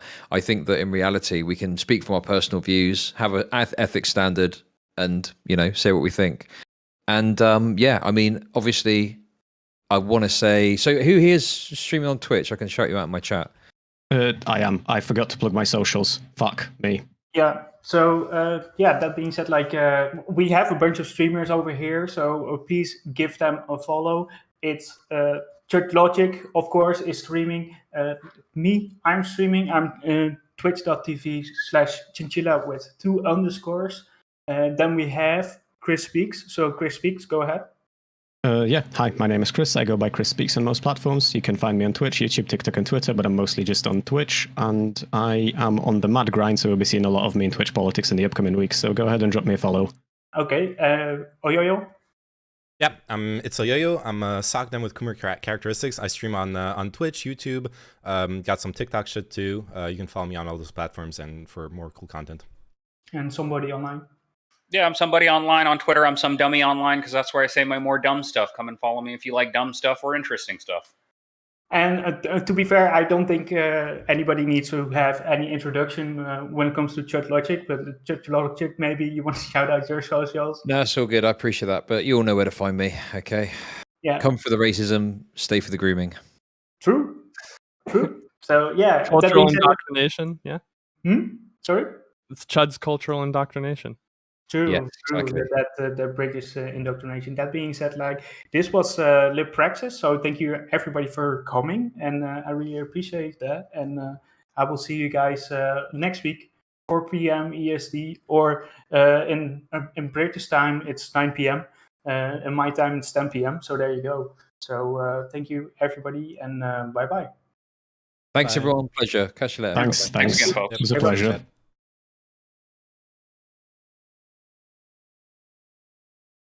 Yeah. All right. That was fun. I hope you had fun. Let me finish shouting out everyone. So I shout out Chris Speaks, somebody online, Chinchilla __. You can go follow all of them. They're cool streamers. I've discovered Chris Speaks recently. I actually really like his content. I watched him for a while and was like shit posting in his chat. It was good times. Good times. All right. Now for what I have planned. I could masturbate and I could be in pain and like breathing, like spitting my lungs out. Yo, thanks for the raid, Chinchilla. Appreciate it a lot. Or sorry, should I say Chinchilla __. Thank you so much. What is your opinion on boobs versus ass? I have to be real with you. I actually really, I think I prefer boobs, but I'm not like a boob person who needs the boobs to be big, okay? You know, like small boobs, bigger boobs, it's all good. Ass is better, but there's no such thing as a bad ass. I guess there's no such thing as bad boobs either. Look, at the end of the day, I'm not gonna be. I like facing my partner, okay? I'm not gonna be having sex with. Sometimes I'll have sex with them from behind, but I'm not gonna like. I'm gonna be seeing their boobs. I'm not gonna be seeing their ass. Actually, from behind is cool too, and then you see their ass. But I prefer the back. Like the back is actually really sexy. I remember when you were playing Elden Ring, and I was talking about the finer points of doing big shits. Sure. Is criticizing boobs okay? That's a good question. That's our next panel. Is criticizing boobs okay? I feel I fall into the ass category with a slant towards thigh characteristics. Interesting. Boobs just hang there. No, they jiggle. They jiggle. They don't fold. Boobs jiggle. Even small boobs jiggle, okay? Like, as long as there's just a little... My fucking boobs jiggle. I was talking about that the other day on... I wasn't streamed, but I went on to, viewer Colin on Zonia Dead's stream. And we were talking about... at some point, we started talking about bras and, like, having support for your boobs. It's something I realized during COVID. I have a little bit of... I don't have man boobs, but, you know, I got a little bit of fat that went into my chest. Going downstairs... I can feel my chest bouncing up and down, and I'm like, oh, like it was a realization for me. Oh shit! Now I understand why women wear bras. It makes so much sense actually. But is there a little chocolate treat in the middle of boobs to have a cheeky nibble on? Okay, look, I'm all for eating ass. Eating ass is based. I'm not into the chocolate treat. I will lick an ass if it's squeaky clean. No chocolate for me. I'm not a big like sweet tooth enjoyer person, okay? Do not chocolate me. Thighs, you're all wrong.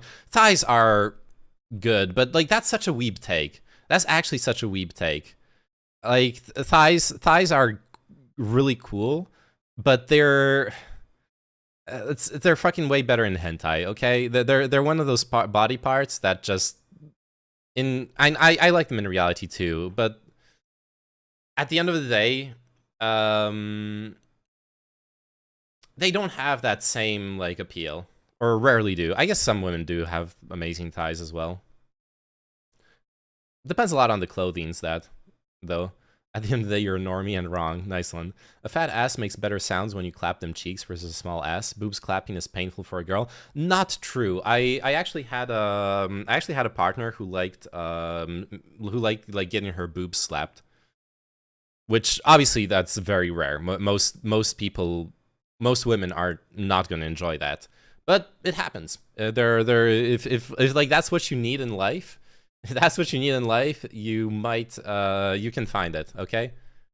Well, she is into BDSM. Well, yeah, obviously. But a lot of people are into BDSM. That's not that exceptional, really. Okay, what are we doing? What is this stream about? Like, we're talking about thighs. Okay, boobs versus thighs. I don't know how long we can stay on that topic, though. Is it worth retitling the stream for that? Ass helps for the actual act. A good ass is a natural cushion for clapping. That's actually true. Oh, wait, that's actually a great point. Because this is something that I've ran into that can be an issue. Let me like show in paint. This can absolutely be an issue, okay? So if the ass is flat, like you have to align yourself and say like, here's the bed. You have to align yourself really close to the bed. But say if the ass is thick, you have this like natural elevation, you know? This is actually like Emin Lotus has a great point. This is very, very strategic thinking. I appreciate this. I hadn't thought of it like that. That being said, it's not like you can't put a fucking cushion under your partner. Not a problem if your groin is built as fuck. It's not about the groin being built. It's about like, it's about like just the logistics. Okay. Only weak groin people need an ass to cushion. Oh wait, you were talking for the lady. Yeah, I guess she can like elevate herself, but I don't know. Maybe you only have sex with like professional athletes, but for most people that's not going to be their experience, okay? Most people aren't gonna have a partner who's capable of like elevating their body for like all that time. It's a high bar that you're setting, okay? And you better be crazy fucking in shape as well if you're requiring that from your partner. I have only sex with professional athletes. It's true name. Yeah, I know. I wasn't talking to you, Chinchilla. Too big of an ass though, and you can get lost in it. How is that a bad thing? That's why 2D better than 3D. No one ever disagreed with that, Chow. It's a fine balance. Okay. I wanted to do something yesterday that I ended up not doing because got distracted by Elysium into a stupid fucking discussion, which was fun. It's the Andrew Tate Dick Rider extravaganza. I have had a couple of videos published on YouTube criticizing Andrew Tate, and surprisingly, one of them had a really positive reception. The one about Hassan's debate with Andrew Tate. I've had like really positive feedback, so that was cool. That was nice. That being said, I had a second video where suddenly people were fucking railing into me, talking about how much of a loser I am, which, I mean, that's fine, but holy shit, like, Andrew Tate dick riders are something. Oh yeah, I also posted some stuff on TikTok. Let's start with that one. My girls need to be high value. Next podcast, I'm going to be half naked, getting massaged, cigar, and sunglasses. Only female athletes can approach me. Based. Let me see that one. Oh, yeah. There we go. Every single one of you knows those. Okay, pause. Don't forget your glass of whiskey. Okay. So, like, I'm shitting on Andrew Tate on TikTok. Classic, you know, React content, whatever. Bro has first-gen iPhone SE. W Tate, beta nice guy. That's not even beta, that's Omega at this point, LeMayo. Big L beta, W Tate, Tate W. Okay, bunch of W posters. And then I'm like, okay, what kind of person goes around shitting on what I've done? So I clicked, okay, Aviv TB. Bro, what you're on about? Watch the full clip.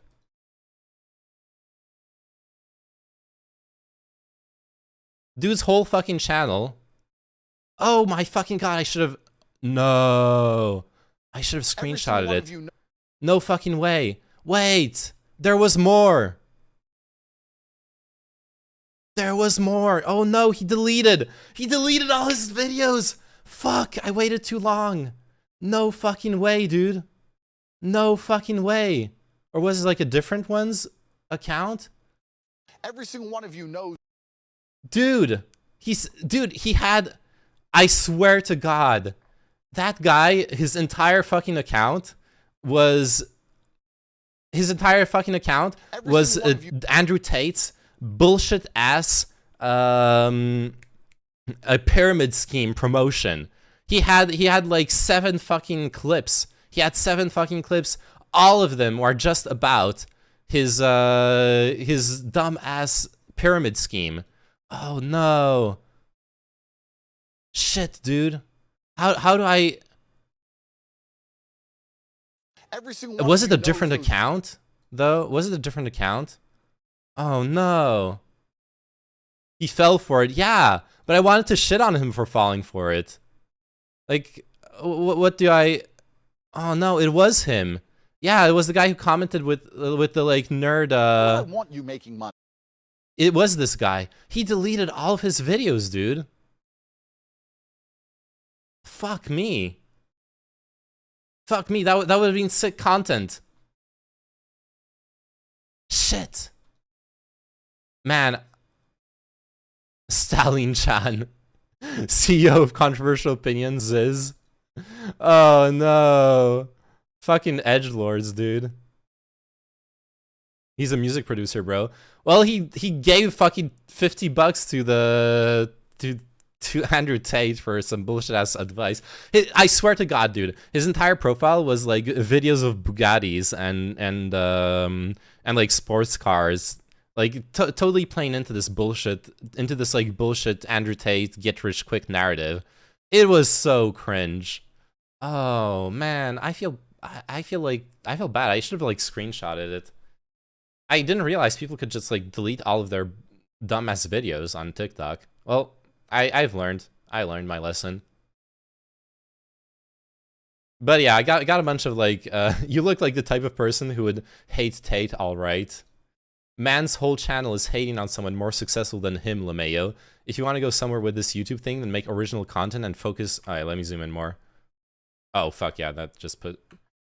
If you want to go somewhere with this YouTube thing, then make original content and focus on yourself, not hate on other people. Embarrassing, lad. Okay, so first off, we have a great lesson here. Obviously, no one ever got successful on YouTube doing React content or like shitting on bigger content creators. This is really on point advice. And secondly, let's check out who the fuck is he. 8 subscribers. Nice. Alright, no videos though. Okay, doesn't matter then. Fuck, I wish this was my hate comments. Gotta shit on Andrew Tate then.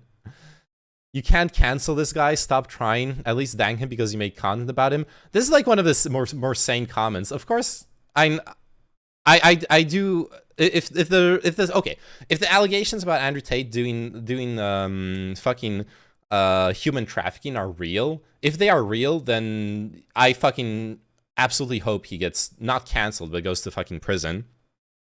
If they aren't real, then look, good for me. This guy's right. Good for me. I'm getting more content. Of course, I'm glad. At no point I'm trying to cancel him. I don't know what he's on about. Isn't Andrew Tate right on banning Hollywood? What does banning Hollywood even mean? Like, what does he actually say? Like, half of mine are about me being Chinese. Oh, that sucks. Bro, I didn't realize after Hassan left this stream, it got super cringy. Oh, yeah, that's one of the Hassan frogs. Oh, yeah, I did get 2 Hassan frogs on this video. They're the ones who, like, support me criticizing Andrew Tate. Of course, you would hate a guy like Andrew. Andrew has been in the YouTube scene for 6 months and is already the most famous man without even having a channel, while you have spent more money on cameras, microphones, setup than the amount of views you get. Dude, I'm streaming from a fucking phone. My audio equipment comes from me having been a professional musician. I'm a fucking I don't expect people to know about like audio equipment and shit. But this guy is, I don't know what he's on about. Don't show him the IRL streaming gimbal. It's $150, dude. It's not a I'm not walking around with like a $2,000 IRL streaming backpack either. It's fucking low investment. It is an investment, of course it is. But I literally have more views than the money I've spent on cameras, microphones, and setup. I actually do have more views. And not because my channel is successful. My channel is absolutely not successful. It's because I have spent very little on my equipment. So what happened after you crashed rollerblading when your stream cut out last week? Nothing happened. I had the signal cut off from my stream. I'm just taking the piss, don't worry, pissers. Oh, wait, no, did I miss it? Roserg, we actually had entertaining people on this week. You missed a good episode. Andrew Tate on how to discover fake friends. Oh, shit. Wait, why is this not... Why can't... Oh. For your safety. Wait, what the fuck? Dude! Why the fuck is there a play button here? What kind of bullshit is this? You cannot criticize someone that's successful. You yourself are not successful, so get wrecked. Yeah, I know. Something about Amish people. For your safety, I strongly suggest you do the same. Get all your friends around. Call every friend you have right now. All of them. All of them. Invite them over for a party. Okay. Let's go. Discord. Invite all the friends. Okay. Let's create one big call. Invite them over for a party. When they all turn up, pour out sparkling water. Pour it all out. Say, everyone, let's have a glass of water together. Water can't hurt anybody. We're all probably dehydrated anyway. What's the worst water can do? Everyone. Who the fuck talks like that? Like, who the fuck talks like that? Oh, let's have a. You know, you would just offer a glass of water and people would drink it or be like, oh no, thanks, I'm not thirsty. Why would you start doing a fucking sales speech? Oh my god, I know why. He's so like pyramid scheme brained because of all his bullshit. He's so like pyramid scheme brained.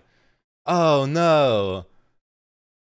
He's like doing a sales speech for everything he's talking about. Chudlogic's chat didn't like his Jewish comment, by the way. Okay. Maybe I have a chance like to do something. Okay, Chinchilla, do you think I should like tell him, hey, you can talk about you can talk about like male what was it, male circumcision with someone of Jewish origins who will agree with you. That'll give him credibility, right? I'll sell him credibility for clout. I'll do it. Let's have a nice glass of water, and everyone's gonna drink it. And when you see that one dude, oh, there's bubbles. Never speak to him again. For your safety, I strongly. Okay.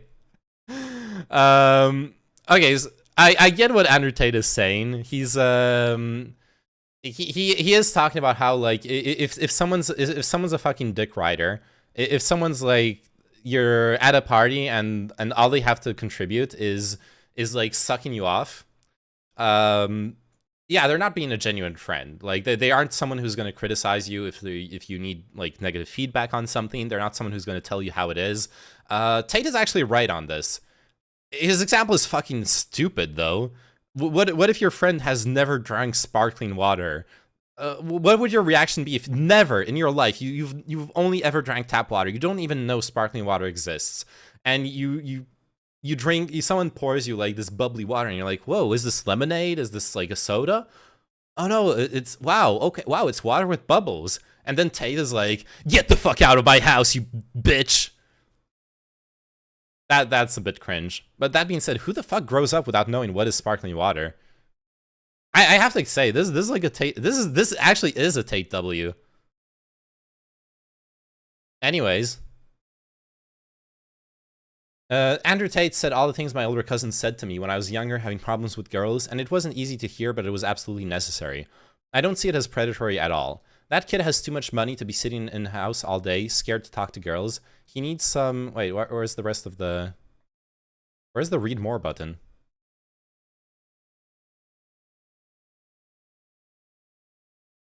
If you don't know sparkling water, get the fuck out of my life, you uncultured swine. Yeah.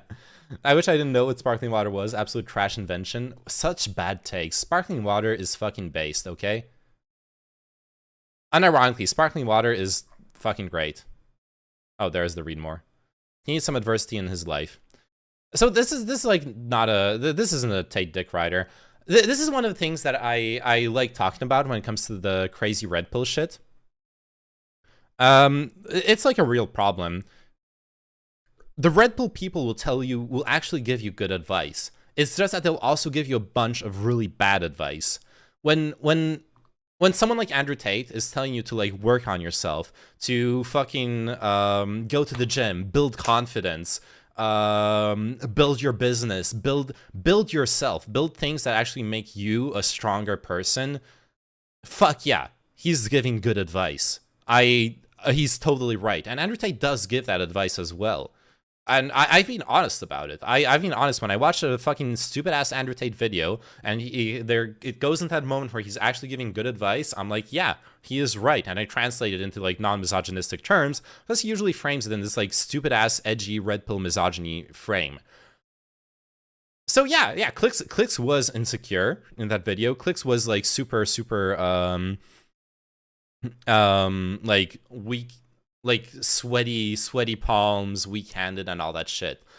What I hated was that Andrew Tate was fucking working on his on Clicks' insecurities. So, like, I prefer seeing someone build someone up than tear them down. I think that's really fucking important. When you're looking at people giving life advice, life coaching, build people up. Don't tear them down. Only tear them down if they're like too far gone. And there are points where it's justified to tear someone down. If someone's like cult deprogramming is actually very similar to cult programming. You do tear someone down to rebuild them. So if you're taking someone out of a cult, you are going to destroy their identity. You're going to destroy their beliefs. You're going to destroy a lot of what makes them who they are to save them. And that is fine. That is necessary even in that situation. But in the situation where you're like trying to build someone's confidence, have them be like more confident around women, stuff like that, they don't need to be destroyed. You can do that without fucking tearing them down. Only thing good about sparkling water is when it's paired with drink powder. Wow, keep your cocaine addiction to yourself, Jesus. Why would I work on myself when I can tear others down? That's what Neyman did to us. That's why we're all here. Well, the Red Pill guys also have loads of secret prescriptions for society. Like Jordan Peterson's psychology stuff is fine, but then his conclusions are you got to have a traditional life. You need to believe in God. Yeah, absolutely. But that's why I'm saying, like, you can say a lot of smart and good things and still be a horrible influence on people's lives. because you take it to those like weird places, and that's like my whole point about Andrew Tate in general.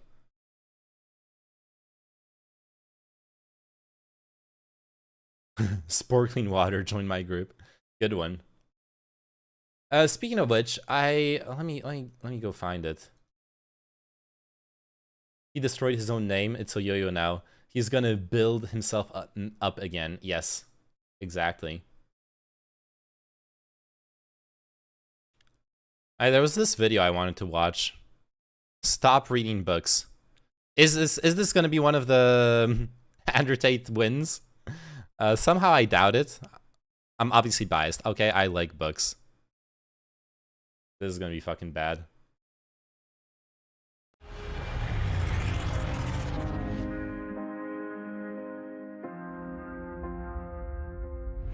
Stop asking me what books I read. I do not read books. I don't read books. I never Yeah, we read can books. tell. I've already told the story of the one We can tell you don't read books, my dude. book I've read in my adult life when I was in a jail cell. I don't read books any other time unless I literally am in jail. I refuse to read books, and the reason I refuse to read books is because I do something that supplements reading books, and it's called living life. Reading books is a very cheap way to, I guess, entertain. I wouldn't call it entertainment because my brain is far too advanced. I'm too smart to read. I'm not gonna sit. True. Yeah, like your brain is going way too far. I think it's criticism of book readers that they don't do anything besides reading books. Yeah, which actually is like, once again, it's not a bad point. Okay, if all you do is sit around, read books, and you don't actually experience life, you're gonna have a fucked up view of the world as well. He sounds like a satire. And go, smart people read. No, I need action. I need constant chaos in my life to feel content. I need to be driving a supercar and fucking fighting, fucking a bunch of hoes and champagne and going crazy. I can't just sit there, oh, and the pirate on the boat. Like, it's for people with slow brains. You know, there's different kinds. Yeah, I agree. Actually, nothing worthwhile ever came from someone who read books. Yeah, Street Cloud, you're right. Yeah, your brain is too slow because you're too dumb. Absolutely. The faster things happen, the smarter you are. You know, you need constant stimulus. You need to be able to press a button to get stimulation all the time. That makes you smarter. Absolutely. It's not like you're a fucking rat in a cage just pressing buttons. Good take. Kinds of intelligence, and there are smart people with slow brains, but the smartest people in the world also have quick brains. My brain moves quickly, and I can't read a book. I can't read a book.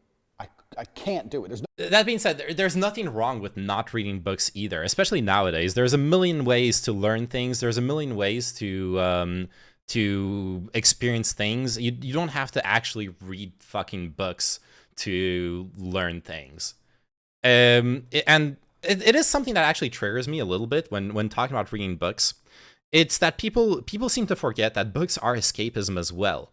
So like you hear that take all the time.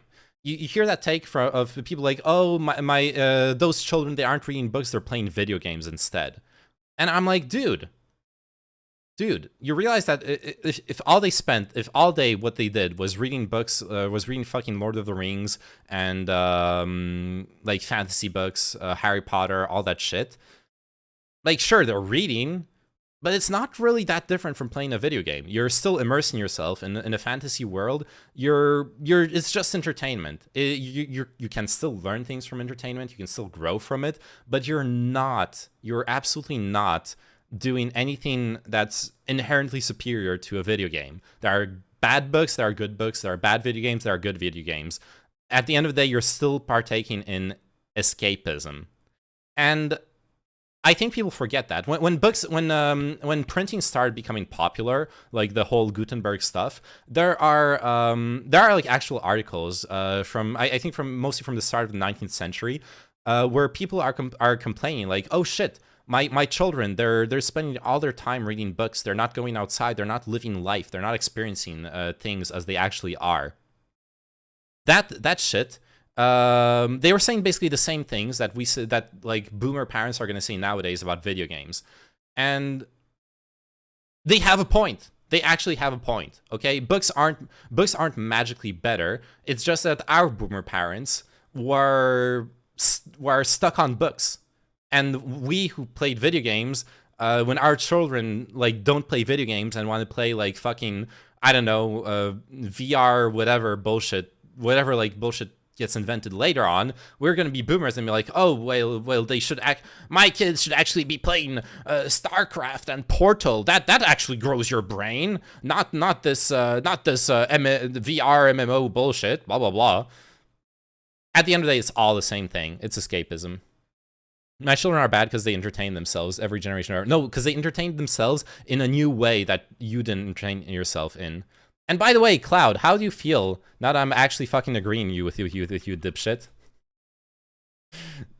Yeah, readings for an airport, and I don't care what you say. You're tired of life is based on reading. Okay.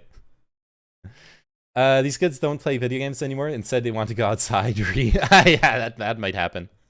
My mom said that if I played too much video, my eyes would turn into squares. Good one.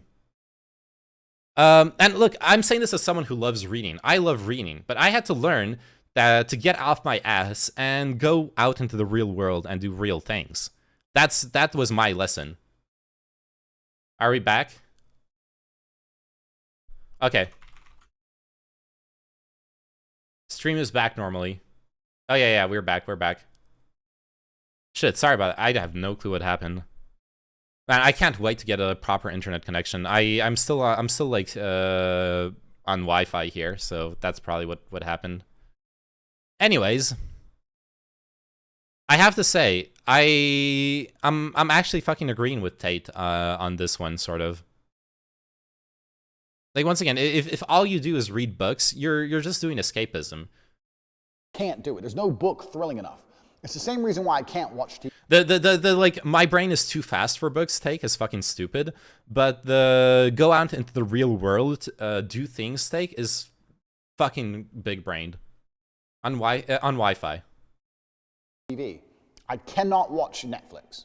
Yes. I can't, because if exactly. I sit and put Netflix on. Netflix, like, I swear to God, reading the entirety of Harry Potter books is the same as watching Netflix. You're getting exactly the same thing out of it, which is not nothing, but you gotta understand there's a time and place for being a zombie and like just absorbing some content and actually doing stuff with your life. There's a time and place for both things. I end up just sitting on my phone. Because my phone, I can do a whole bunch of stuff, and Netflix is just background noise. It's not enough to entertain me. No show is thrilling enough. I can barely watch YouTube videos. Okay, okay. Right now, I swear to God, though. I swear to God. At this point, I'm diagnosing Tate with ADHD. Unironically, he's actually confessing to ADHD. He's literally incapable of focusing on one thing. Like at a time, except probably sports, right? He's a successful athlete. So I imagine the way his brain is wired, the way he lives his life. Working out is the thing that actually lets him like channel his ADHD energy, like get focused on one thing. But like everything else, like books, Netflix, YouTube videos, all that other shit, it just doesn't work for him, and that's fine. That's perfectly fine. It doesn't make him superior to other people, but it makes him who he is, and that's perfectly fine. Did you make Hector Salamanca noises? I'd have to watch a clip. I'd slightly disagree, however. With reading, you're still practicing reading, so for everyone that isn't skilled in reading, it's good to also read some fiction. Yeah, but like, I'm not saying it's bad to read fiction. I'm just saying there's a time and place for escapism, and there's a time and place for entertainment. Like, I'm saying this because I've had this interaction, okay? I'm a huge nerd. I'm a huge, like, pasty, gangly white guy who read a bunch of fucking fantasy during my entire adolescence. And I had all the adults around me. Yeah, I'm escaping from the stream. It's chess day. Good, actually. I had the... all my adolescence, I had the adults around me see me like absorb books. I was reading books after books after books. They would look at me reading books and they were like, "Oh, he's so smart. It's so good that he reads books instead of playing the video games, which I also played, and etc. etc." Dude, that's a bad take. That's a bad thing. I was harming myself. I was staying up late night when others were staying up late at night playing fucking video games. I was staying up late at night reading the latest tome of, you know, Song of Ice and Fire or shit like that. It wasn't good. I was skipping doing homework to read books. I was skipping sleep to read books. I was reading books in fucking at fucking recess or in class, stuff like that. How do you get banned from chat? I don't get it. I just got banned for a different streamer in chat. I'm considering you came into chat insulting the streamer. I could see how a lot of streamers would just ban you outright. I also agree with Tate. Why read books when you could read manga? Based. Yeah. The results said I was so smart. So you admit you aren't smart. I'm not smart. I'm smarter than average, but I'm not that intelligent. I skipped homework because it was pointless. Giga Chad. I just stopped doing my reading homework halfway through the grades. Same. I actually, as much as I read a lot, I was actually I would almost never read the fucking literature assignments.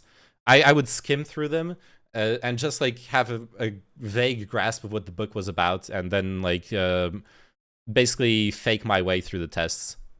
Reading books during recess, nerd. Yeah, that's what I'm saying. I was a nerd. I used to stay up at 2, 3 a.m. at night during school nights to play RuneScape, and that's bad. That's fucking bad. I didn't do anything. You just randomly banned me. I didn't ban you. What are you talking about? Commentate W. I wouldn't say commentate W, but I'm giving him the W on this video. Yeah. I'd absolutely not say commentate W. Holy shit. You're literally not banned, by the way, Street Cloud. Like, no one banned you. You came in like insulting me, and no one banned you. So like, chill the fuck down. Because people talk so slowly. Have you ever YouTubed something? Like how to use your phone's camera, whatever, some bullshit.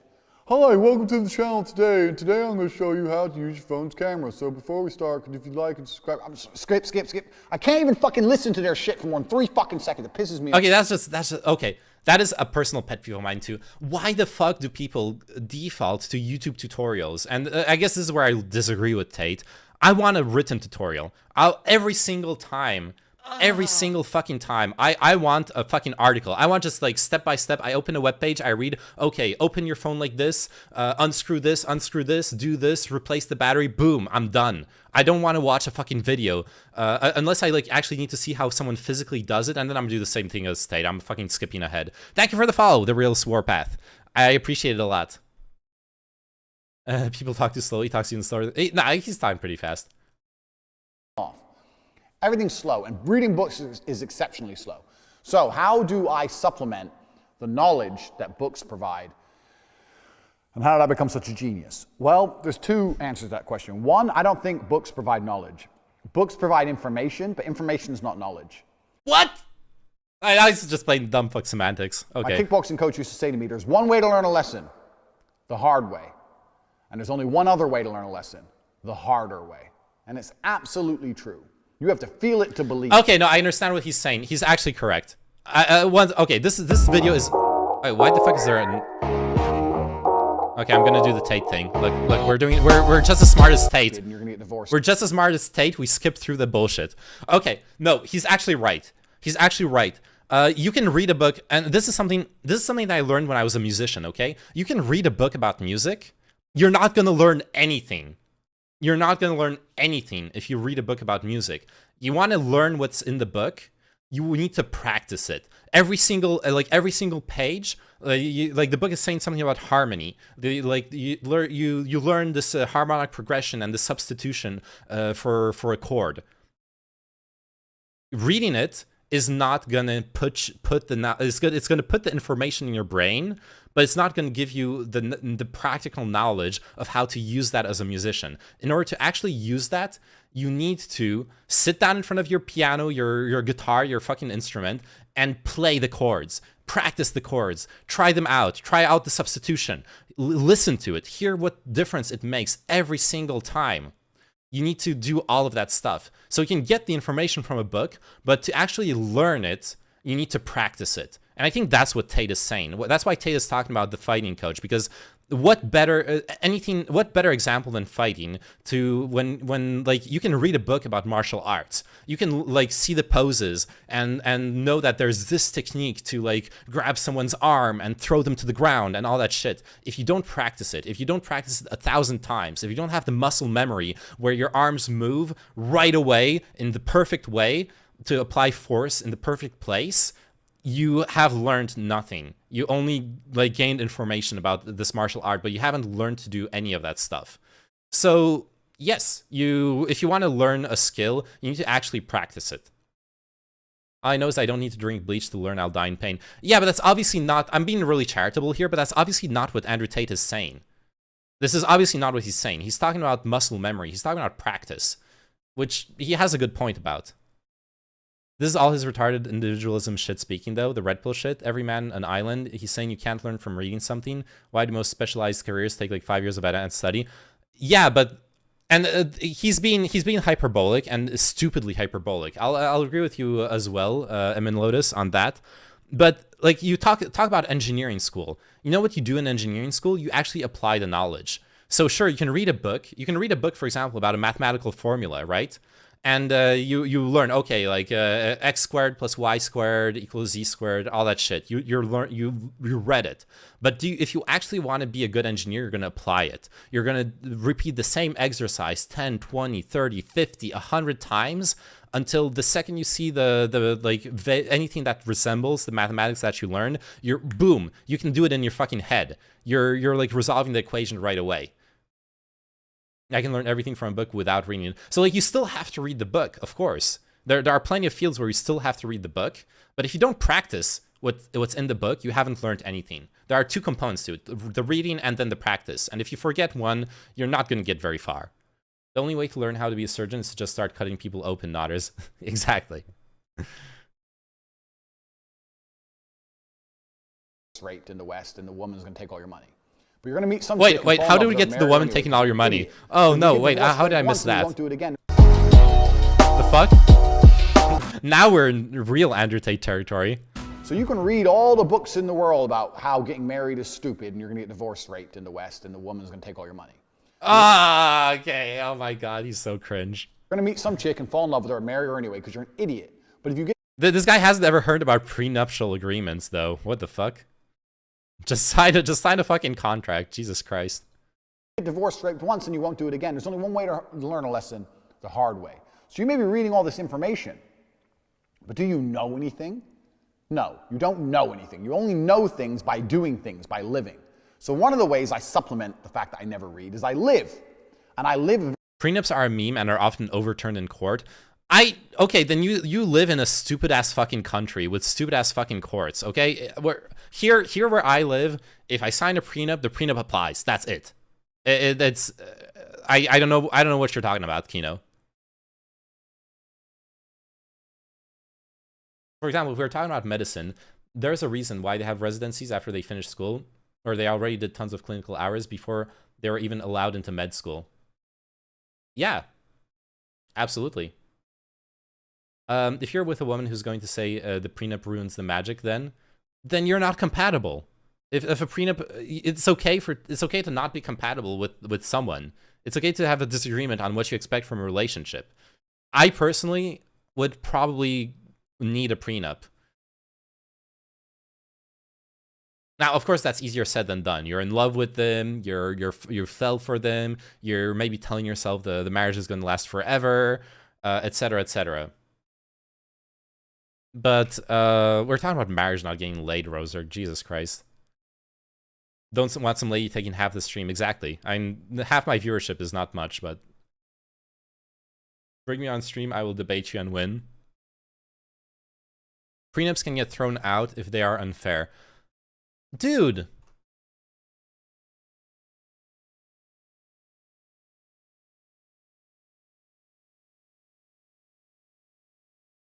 When the prenuptial exists to protect the assets of the soon-to-be spouse, that has... And this is basic. This is like really basic. Of course, a contract signed under duress is going to be thrown out. This is like stupid. Why are we talking about prenups now? Because Andrew Tate talked about divorce rape, or like losing all your money to a divorce. This is such a bad take, Kino. Signing under duress. Of course, a contract gets thrown out if you can prove it's signed under duress. Infidelity and lack of assets. Let's read this one. Protect the assets of a soon-to-be spouse that has large income or business. The possibility of infidelity in the prenuptial agreement may demand that the other spouse acquires nothing but the small fair share of the marital assets. In these circumstances, it's possible to exclude the other assets, such as a business, from marital assets and keep the other items completely separate. Protecting the items through the prenup may help the spouse if he or she doesn't encounter infidelity with the other person at some point in the marriage. Okay. Yeah, but a woman would just claim she was under duress. You have to prove it.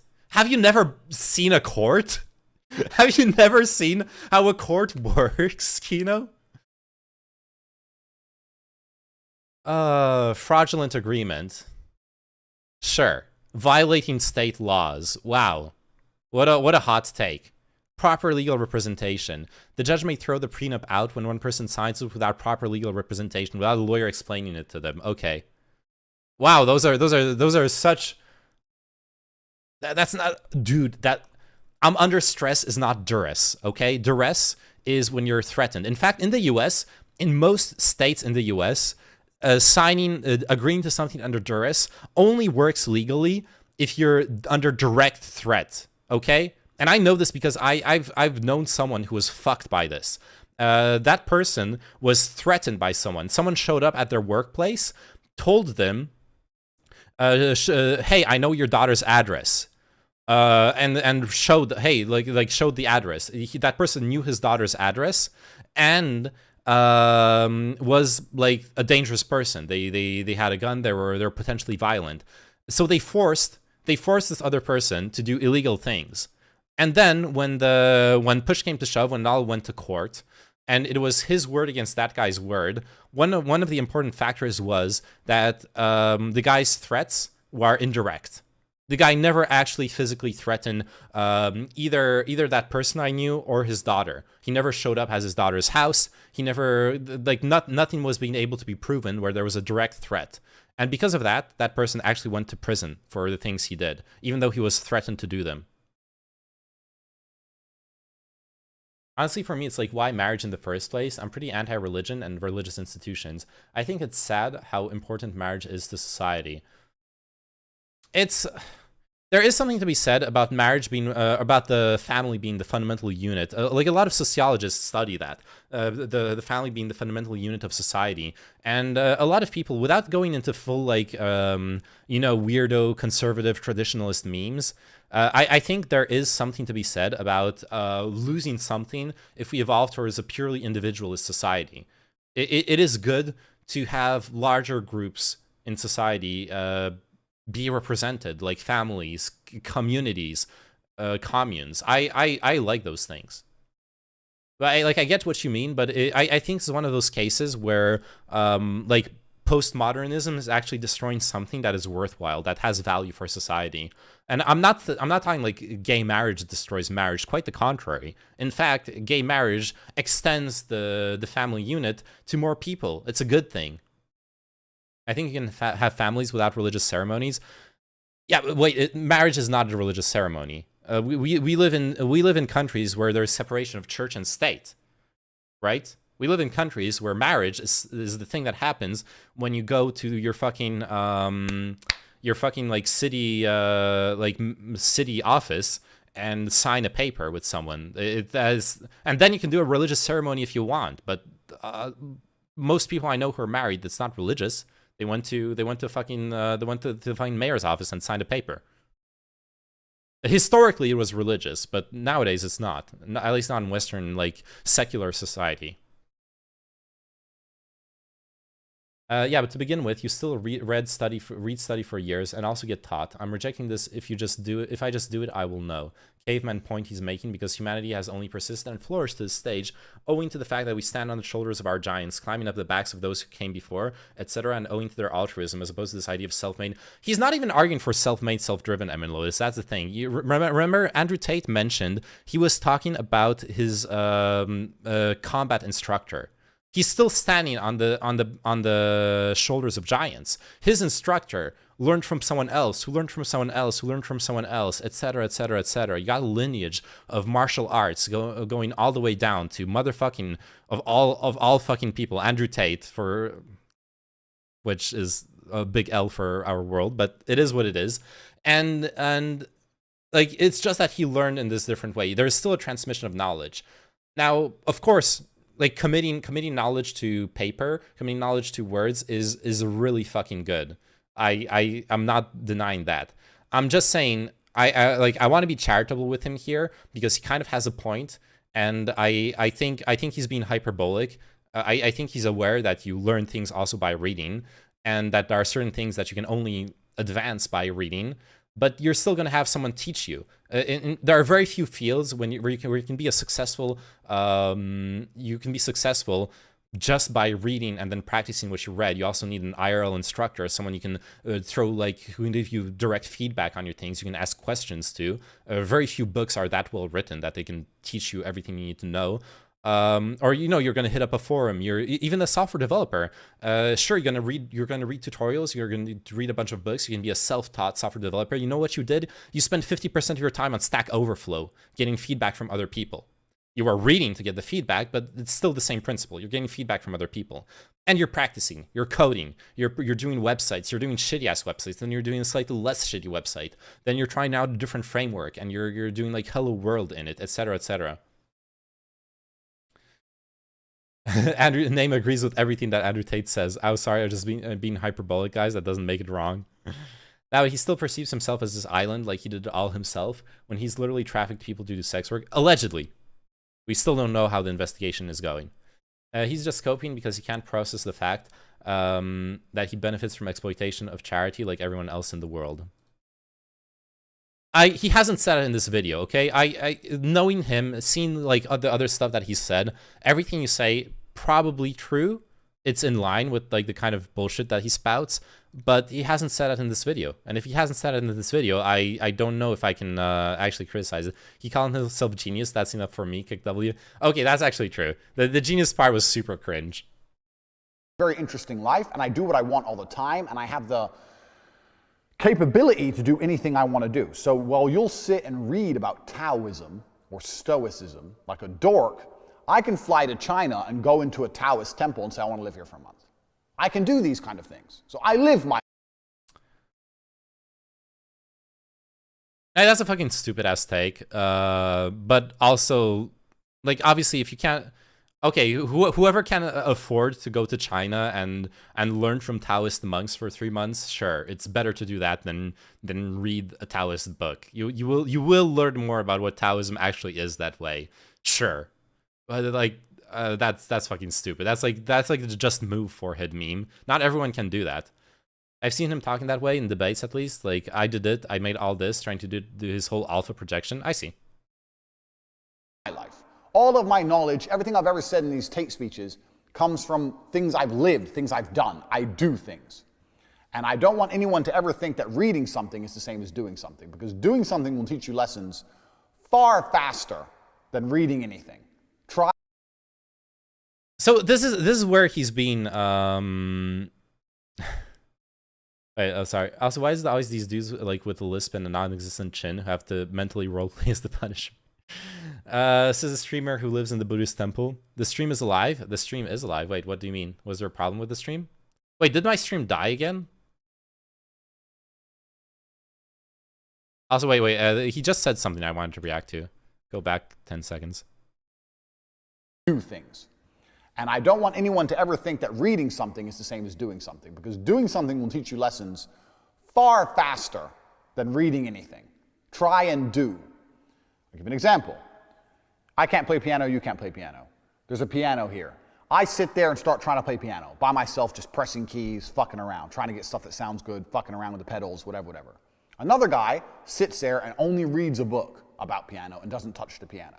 In 6 months, who will be able to play piano better? Me or... Okay, yeah, this is exactly what I was talking about. Anything with muscle memory, and the brain is a muscle as well. That's why I talked about like practicing as an engineer as well. You need to practice things to actually develop the skills related. That being said, this is so brain dead, what he just said, okay? Sure, you can fuck around with the piano for 6 months and you'll be a better piano player than the guy who didn't touch a piano. That's fucking obvious. You know who's going to be even better? Someone who took classes and also was reading like harmony books and learning like music theory from books and applying it on their piano. That person is going to be even better than Andrew Tate. Yeah, the person who does both. Obviously, that person is going to progress so much faster than Andrew Tate's like self-made man. For him. Me, because I've been doing things while he's been reading. It's such a false dichotomy. Reading isn't real life. All the time you spend reading, if you were to fuck it off and spend living, Music theory is intimidating. It is, but that's why I'm saying you have to connect it to the reality, okay? If you read a bunch of like chord progressions and a bunch of theory about like substitutions and like harmony voice lines and stuff, you're just overwhelming your brain. Every like piece of information, just sit in front of the piano and apply it right away.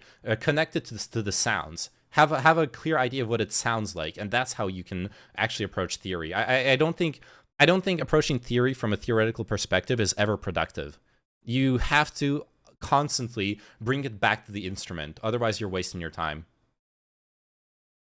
When did we get from look at my garage with 5,000 books I read every day to don't read, 5-head, kick W?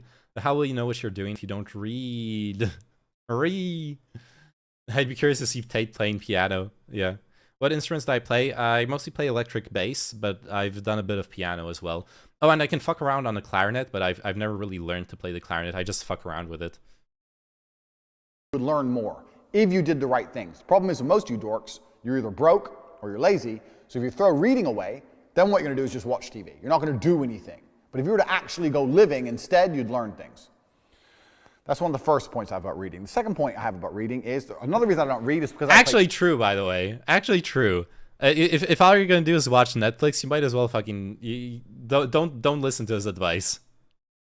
Chess. And when you play chess, chess is completely different than reading, because reading is static. Reading is just information, consume the information. Good shot there from Tate! What? Chess is constantly changing and evolving and moving. Okay. Also, what the fuck? Wait, what the fuck is he talking about? Okay, this is such a stupid ass take. Of course, you need to build muscle memory in chess, or brain memory, right? You need to learn to recognize patterns. You need to see, like, have that visual connection with your brain for all that chess stuff. But holy shit, dude, chess is a solved game. Okay, I'm sorry, chess is a solved game. You need to learn like 50 fucking openings to be at a certain level. Like, that's what you need to do to progress in chess. You need to learn like 50 fucking chess openings, and that's how you're gonna progress. That's it. And you're gonna read them. You're gonna read them in the fucking book, and then you're gonna like play them on a board to build the muscle memory to be able to recognize them right away. Because that's how you build memory. You build memory by doing. That's like the entire point of his entire stupid video. Oh god, even with programming, all you're gonna do is waste your time when you can just read. But if you only read, if you don't actually apply what you're reading in your programming books, you're wasting time as well. That's my entire point. No two That's chess his games entire are the point. same. So it's very much like life. You have to apply knowledge you know on an unfamiliar situation at all times. It's completely unfamiliar. So chess supplements reading completely. If you can choose between the two, choose chess. I think the only reason people read nowadays anyways is because it's an easy way to gain some kind of bragging rights. Honestly, I'm getting fucking tired with this stupid ass hyperbole. Chess supplements reading entirely. What the fuck, dude? Chess supplements reading entirely? What the fuck does that mean? So when I want to read a fucking programming book to learn, like, have a reference for, like, documentation of a programming language, I should just play a game of chess. When I want to read a fantasy book to entertain myself, I should play a game of chess. What the fuck, Tate? I'm actually getting tired of the hyperbole. I was defending it earlier, but fuck it. He's fucking stupid. What about, like, a Rubik's Cube? Just fiddling around with it, I never solved it, but reading the strategy for it makes it super easy to solve. Yeah, so you can learn to solve it by fucking around with it, but it'll be faster. Of course, you'll learn to solve it way faster if you read how someone else solved it, obviously. And that was Emin Lotus's point earlier about standing on the shoulders of giants. If we didn't have knowledge transfer from generation to generation, we would be in a shitty ass world. We would be literally cavemen. We would have no technology. We would have no society. We would have almost no art. We would have very little of the things that make life better. It's like, yeah, dude, I read the self-help book. It was amazing. And your friend is like, oh, so you're doing better now? And you go, no, fuck that noise, dude. I just read it to flex on you. Kick W. Wait, what? Any tater tots in chat? Nice. Tater tots. It's bragging rights without pain. It's bragging rights without danger. Hey, you seen all these books I read? You sat still and you turned pages. Like, if I'm going to brag about shit I did which others can't do. Dangerous things. That takes balls. Oh, God. Because the current education system is read, read, read. It's not do, do, do. It's read, read, read. And that's why most people who come out of school can't do. This is fucking false, by the way. I don't know what kind of education system he grew up in, but I had to do a bunch of things in school. I was talking about mathematics earlier. I had to do mathematics exercises. I had to, like, apply the formulas, apply the equations. What the fuck is he on about? In literature class, sure, I read books. Of course you read books. You need to read books to learn from like the previous people. It's literally the same thing as in martial arts. Like, he was learning from an instructor. Well, if you're into books, you learn by reading fucking Dostoevsky. That's your instructor. And then you apply it. You write. And guess what? In literature class, you apply it. You sit down and you have to fucking write. You have to write a short story. You have to write 10 pages. What the fuck is he on about? Okay, dude, Tate finds it hard to sit down and sit still. Meanwhile, everyone who can is a pussy. Yeah. Yeah, obviously something that's hard for him to do is something that only pussies can do. I guess that's the lesson here. Do shit. That's why college and university is a complete waste of time. I did not go to university. The most successful people I know did not go to university. I do not have 4 years to dedicate to sitting there reading books of outdated knowledge when all the latest information in the world's on my internet Google browser for free anyway. This is such a fucking bad take. Okay, if you're going to be an auto-entrepreneur, is this Hustler University scam only videos and no reading or something? Oh! Oh. Good question. How does this shit work?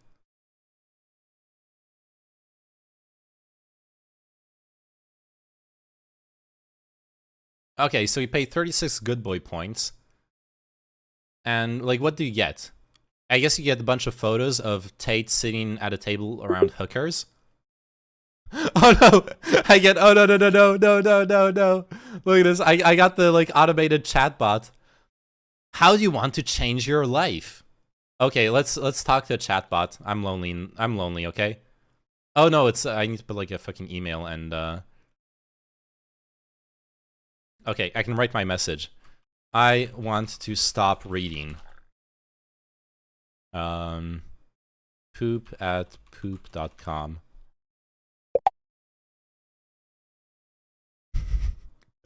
I want to stop reading. You'll be notified here and by email. What's gonna be the answer? Are they gonna help me figure out how to stop reading? Pretty sure Bezos finished school. Well, obviously Bezos isn't a friend of Andrew Tate's. Doxed. Yeah. Oh no. Okay, I'm like never getting an answer. Dude, like all you get are pictures of Andrew Tate around who the fuck has a bag of cash? Okay. Like hanging out with hookers. That's cool. That's great. 4,147 good boy points for Tate's War Room, a global network in which exemplars of individualism work to free the modern man from socially induced incarceration. No. No way, dude. No way. You're paying 4,000 buckaroos to have Andrew Tate like be your dad? You're literally paying 4,000 buckaroos just to have him be your dad. Oh my god. Some people really do need father figures. They're escorts, not hookers. Sorry, you're right. This reminds me of the pickup artist memes I used to see. It's totally the same vibe, yeah. Blah blah blah. Certain university. Every professor is verified by me. Elaborate. Okay. We're doing this. Elaborate. Andrew Tate said reading is bad.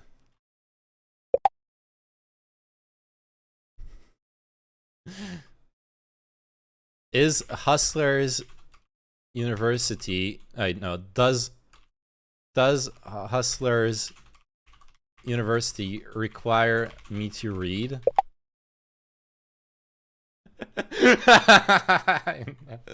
Oh no, I think this is a real person I'm talking to. I want to see what the response is going to be to this. Oh shit. I love that I'm getting this for free. This is a good experience.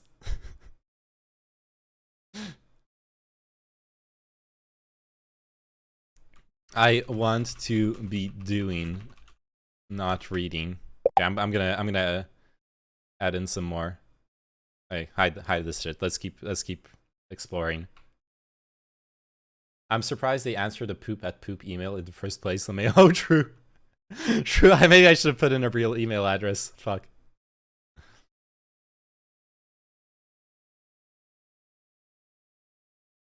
If the guy writes a book someday, I'll be laughing so hard. It'll be ghost written. You know it all. You know it, okay? There's no way he actually writes a book himself. He'll pay someone to write a book for him. We all know that already.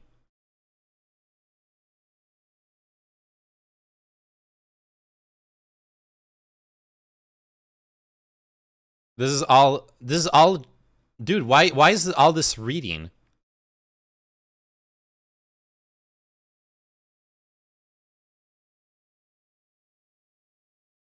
Watch Tate speech videos and repeat back everything he says as closely as you can.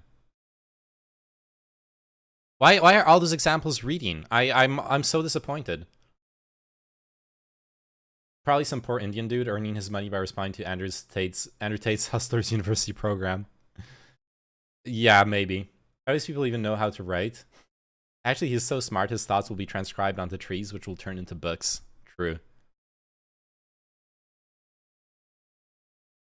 Yeah, dude, I think this is a problem. I think Hustlers University actually requires you to read.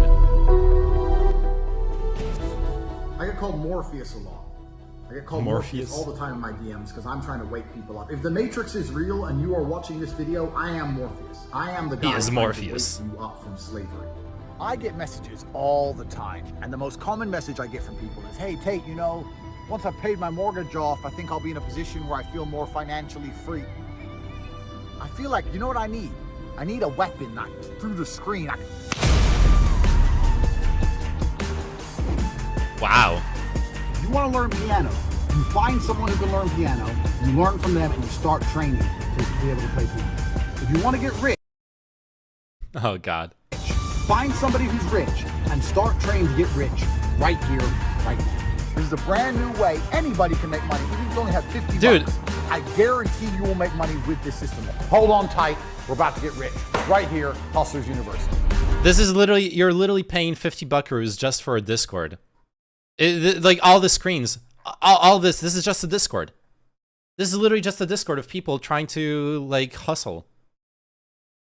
That Tate guy stole your piano metaphor. He did it in the video earlier. That was literally a clip from the earlier video. Dude, this motherfucker is just selling access to a Discord. I'm never getting an answer. But surely that Discord is full of rich people, surely. I'm never getting an answer, dude. Oh no, it's 3 minutes ago. Scene. This is like fucking Tinder, okay? I'm being left on scene. I'm being negged. I'm being negged by Max. Okay, let's go back to this tab. Let's finish watching this and see if Max ever comes back to us. Listen to some dork who's never made any money in his life tell me how to live my life. It's complete garbage. If you meet anyone who's successful near any field, most of them didn't go university. Now, I understand there's some professions where you need to go university to become a doctor, blah, blah, blah. I understand that. My point is, in general, is that the whole education system is not based on doing things, it's based on reading things. That's just not true. This is why, if you want information on how to get something... Okay, let me elaborate. Some university courses do suffer from that. Typically in software development, for example, it actually is a problem.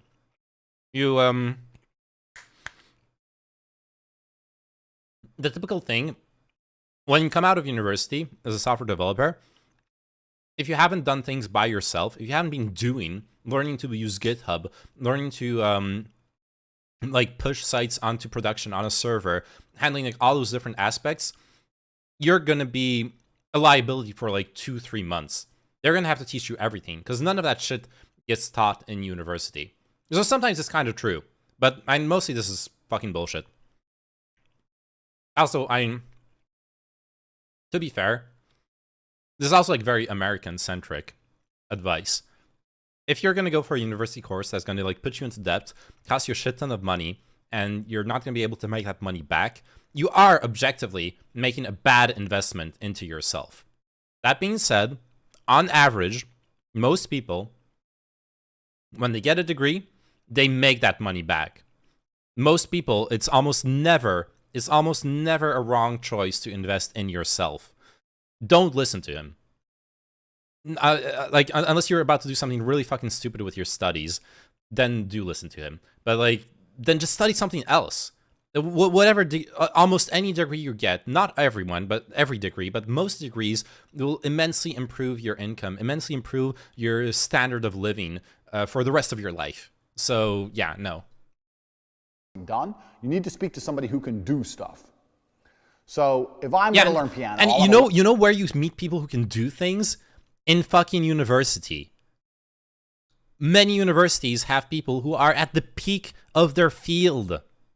You're not talking to some random dipshit who knows fuck all about what they're teaching you. You're talking to someone who actually is an expert. Learn piano from somebody who plays piano, not somebody who's read how to play. That's literally the point I of don't want somebody to university, give me a book and say, is to "Read put this," you and in talk contact to it with an together. No, I want expert. you to play piano, motherfucker, right here in front of me, and I want to watch you do it, and I want to try and see you do it. I want to learn from you. This is going to all tie into one more thing called My Hustler's University. My Hustler's University is every single lesson I've ever learned in my business career. I've run over 100 companies. I've won with some, I lost with others, etc., and I have 100 stories with 100 business lessons that are going to teach you everything about making money from the ground up. Because what you'll notice in your life, ladies and gentlemen, is nobody has ever sat there with you and said, this is how you make money. They've said, get a job, maybe, or, you know, drop shipping or some garbage. But no one's ever sat there and go, okay, cut the bullshit. This is the real world. Is it actually 100? Yeah, Max is not going to respond to me. Andrew Tate, how many businesses has he run? A list of Andrew Tate's businesses. Casino business.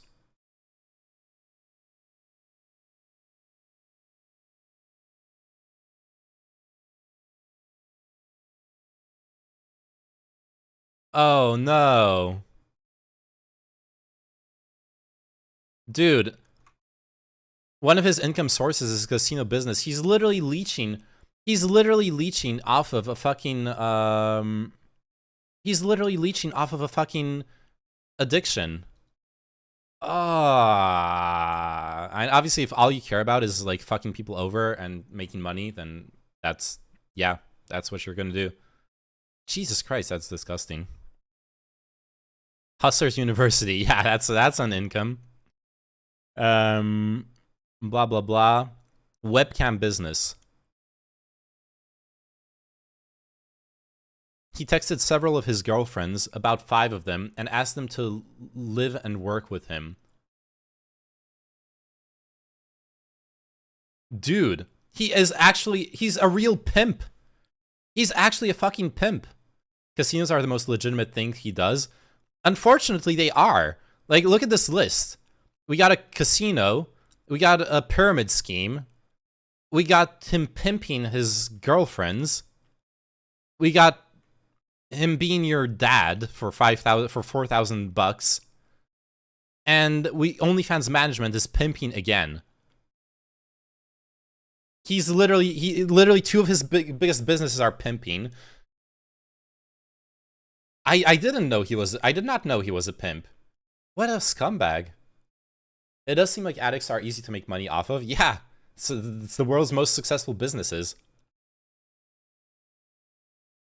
It does seem, like, anecdotally, I know a few people who have made crazy good money selling opiates. Yeah, absolutely. Look, it is a great way of making money, but you are making money off of, like, directly off of people's suffering.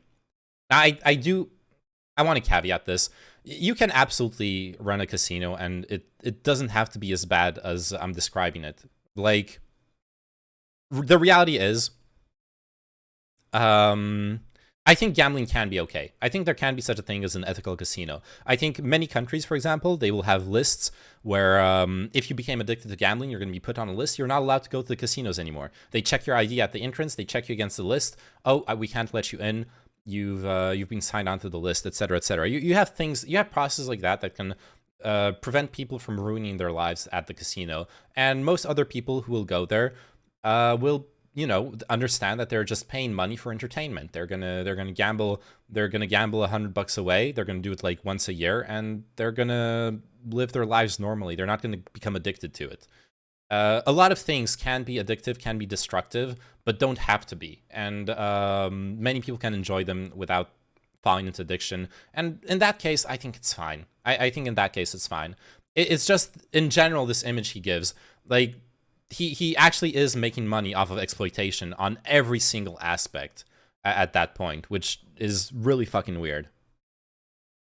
And slimy. This is how you make money. Any field, any profession, doesn't matter if you have investment money, doesn't matter if you're starting with nothing, doesn't matter if you're rich, poor, doesn't matter if you already have a business, looking for a business idea, doesn't matter if you have an idea and you don't know how to launch it, doesn't matter. This is the framework, no matter what. This is how you make money from anywhere in the world, like this.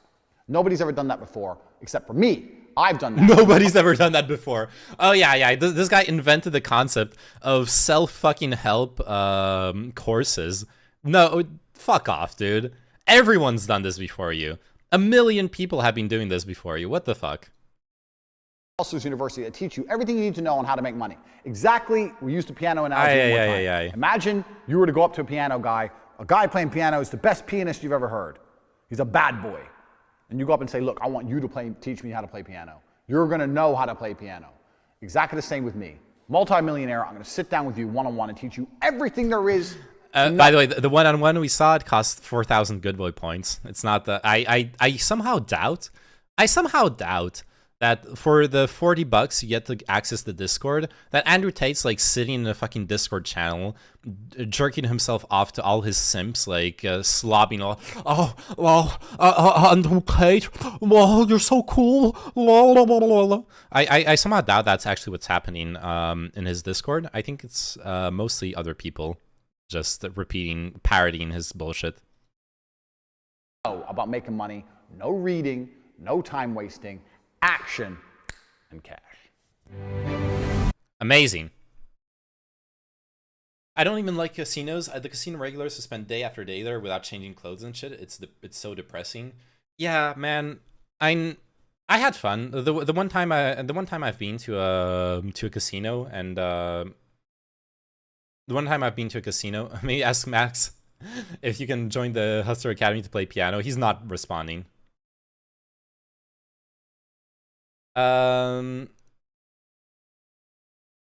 Wait, so what were we... Oh yeah, casinos. The one time I've been to a casino, the really sad part to me was the fucking slots area. The slots area gives off really, really bad vibes. Now, where I went to was the poker table, and it was okay. I imagine there's some really sick addicts who go to the poker table as well, but at least in my experience, it was fun. It was fun. It was actually social. You're interacting with people. You're having fun, fucking around. It wasn't a bad experience. The people there weren't like what you described.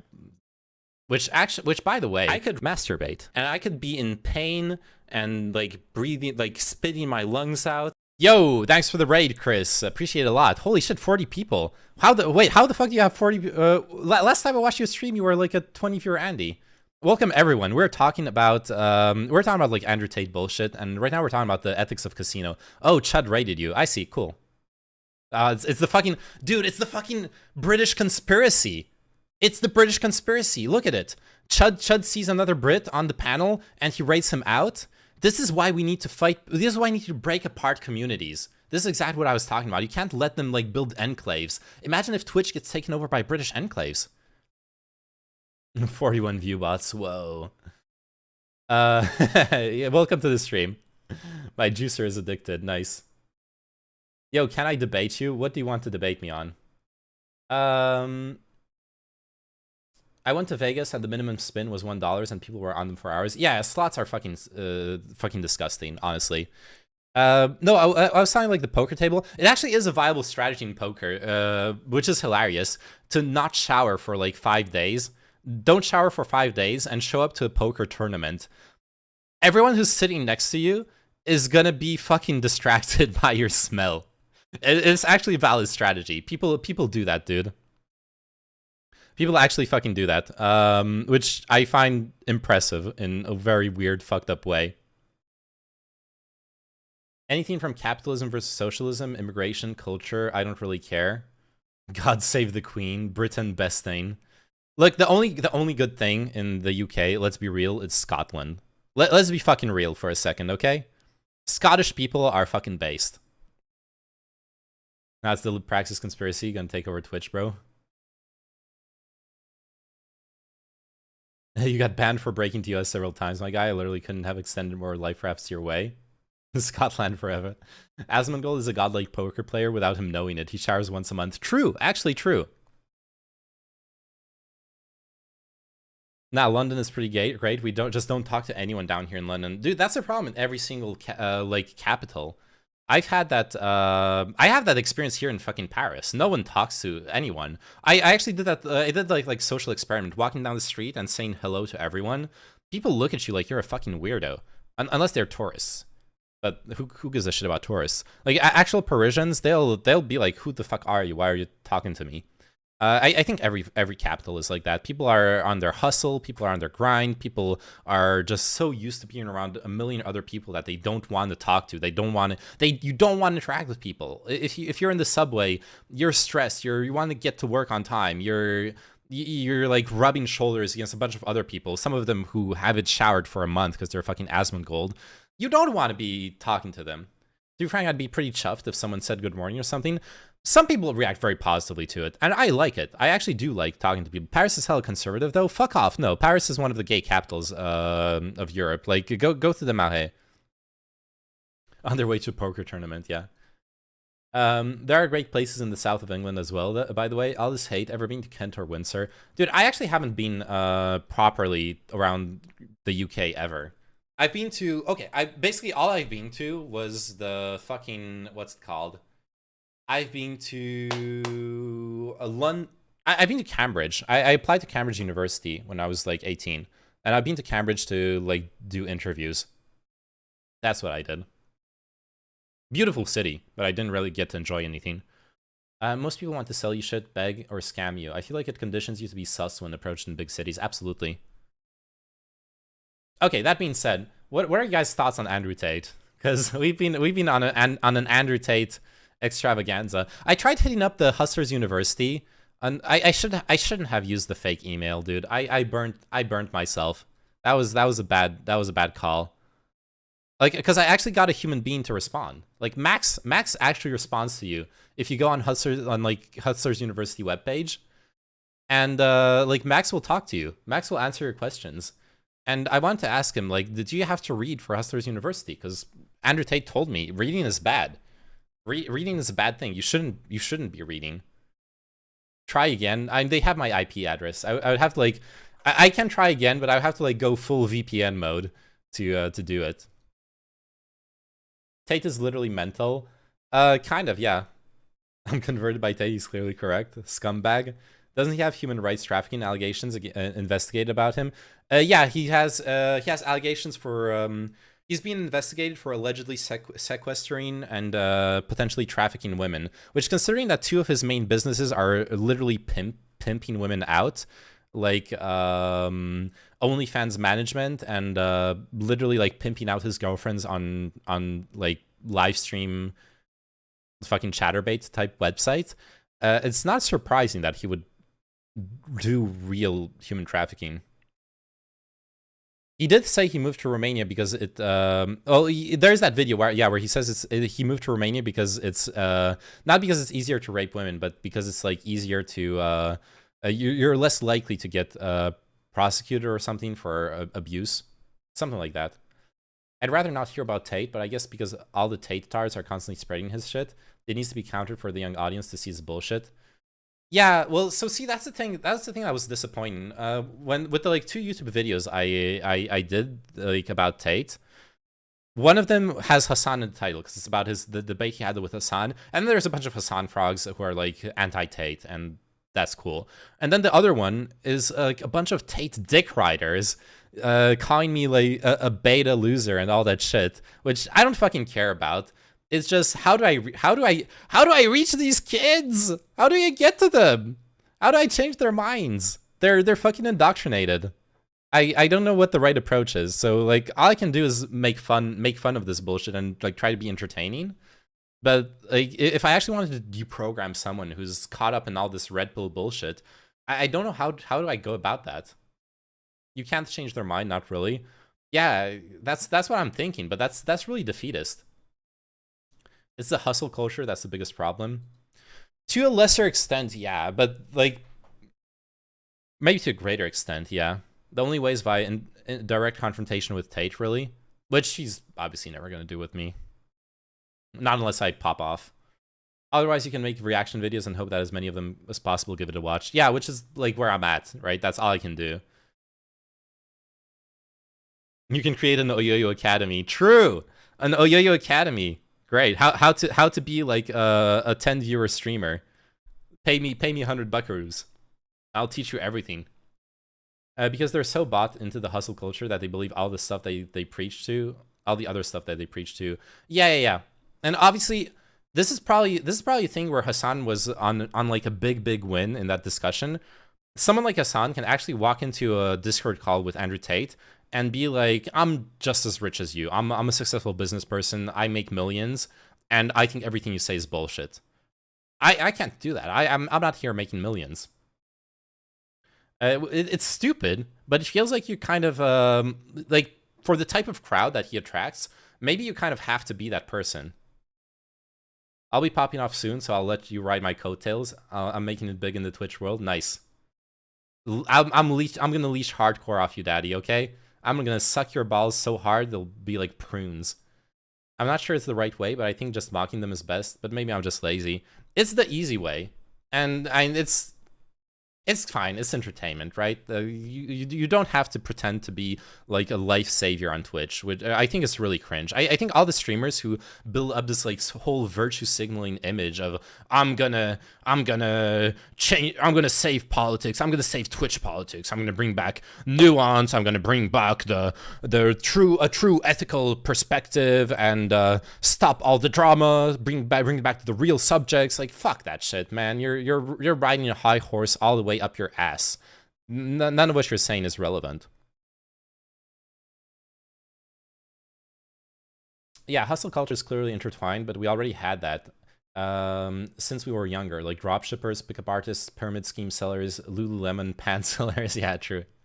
To be honest, I feel like calling him a pimp is offensive. I think the socially acceptable term is person into marketing prostitutes, or PIMP. That's a good one.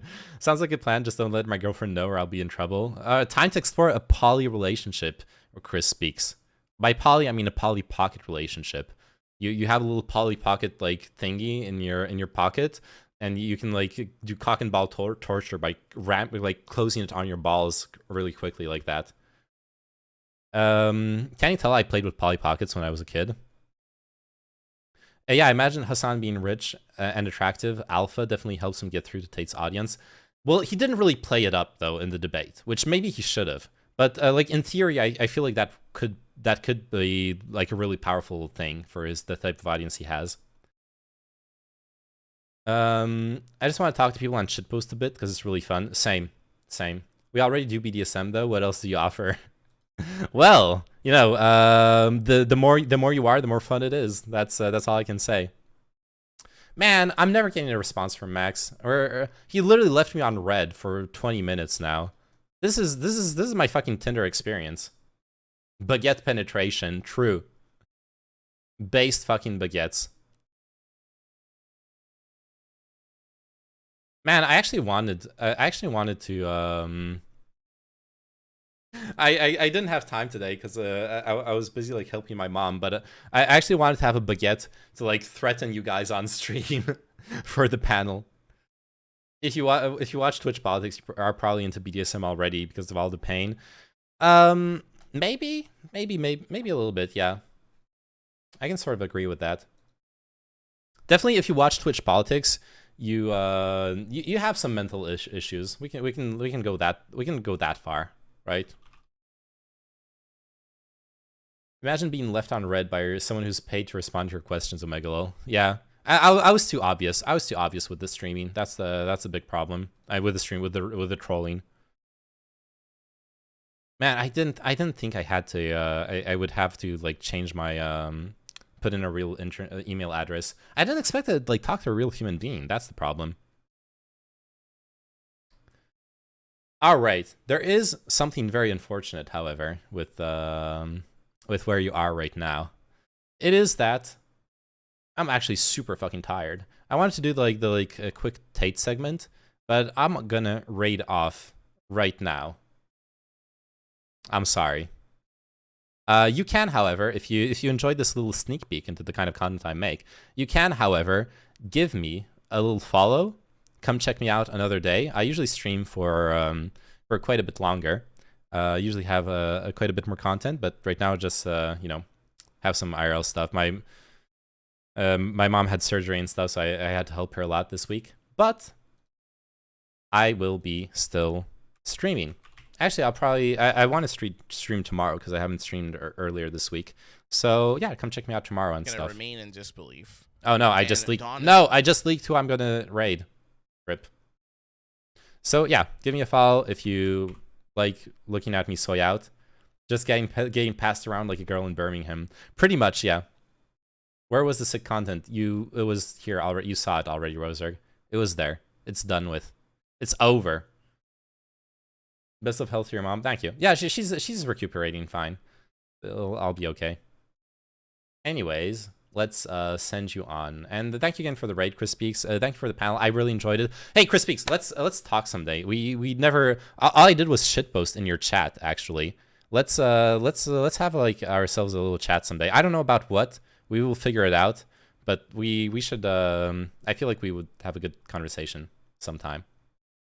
Or I'll be just like slobbing up your balls, like I said. I'll check my schedule with my secretary and holler at you. All right. Anyways, love y'all, and thank you for coming around. You know, it's just that I'm a busy man nowadays. You know, damn, you're rising up in the world. Holy shit! All right, so soon you'll have like Chris University. I'll never get to talk to you. Anyways, thanks for hanging out. See you around. See you tomorrow. Bye bye. Love y'all. Have a good night, and have a good time with Rhizome.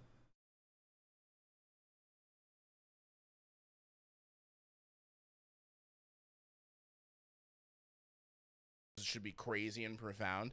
That's what happens in those classrooms a lot of the time, you know.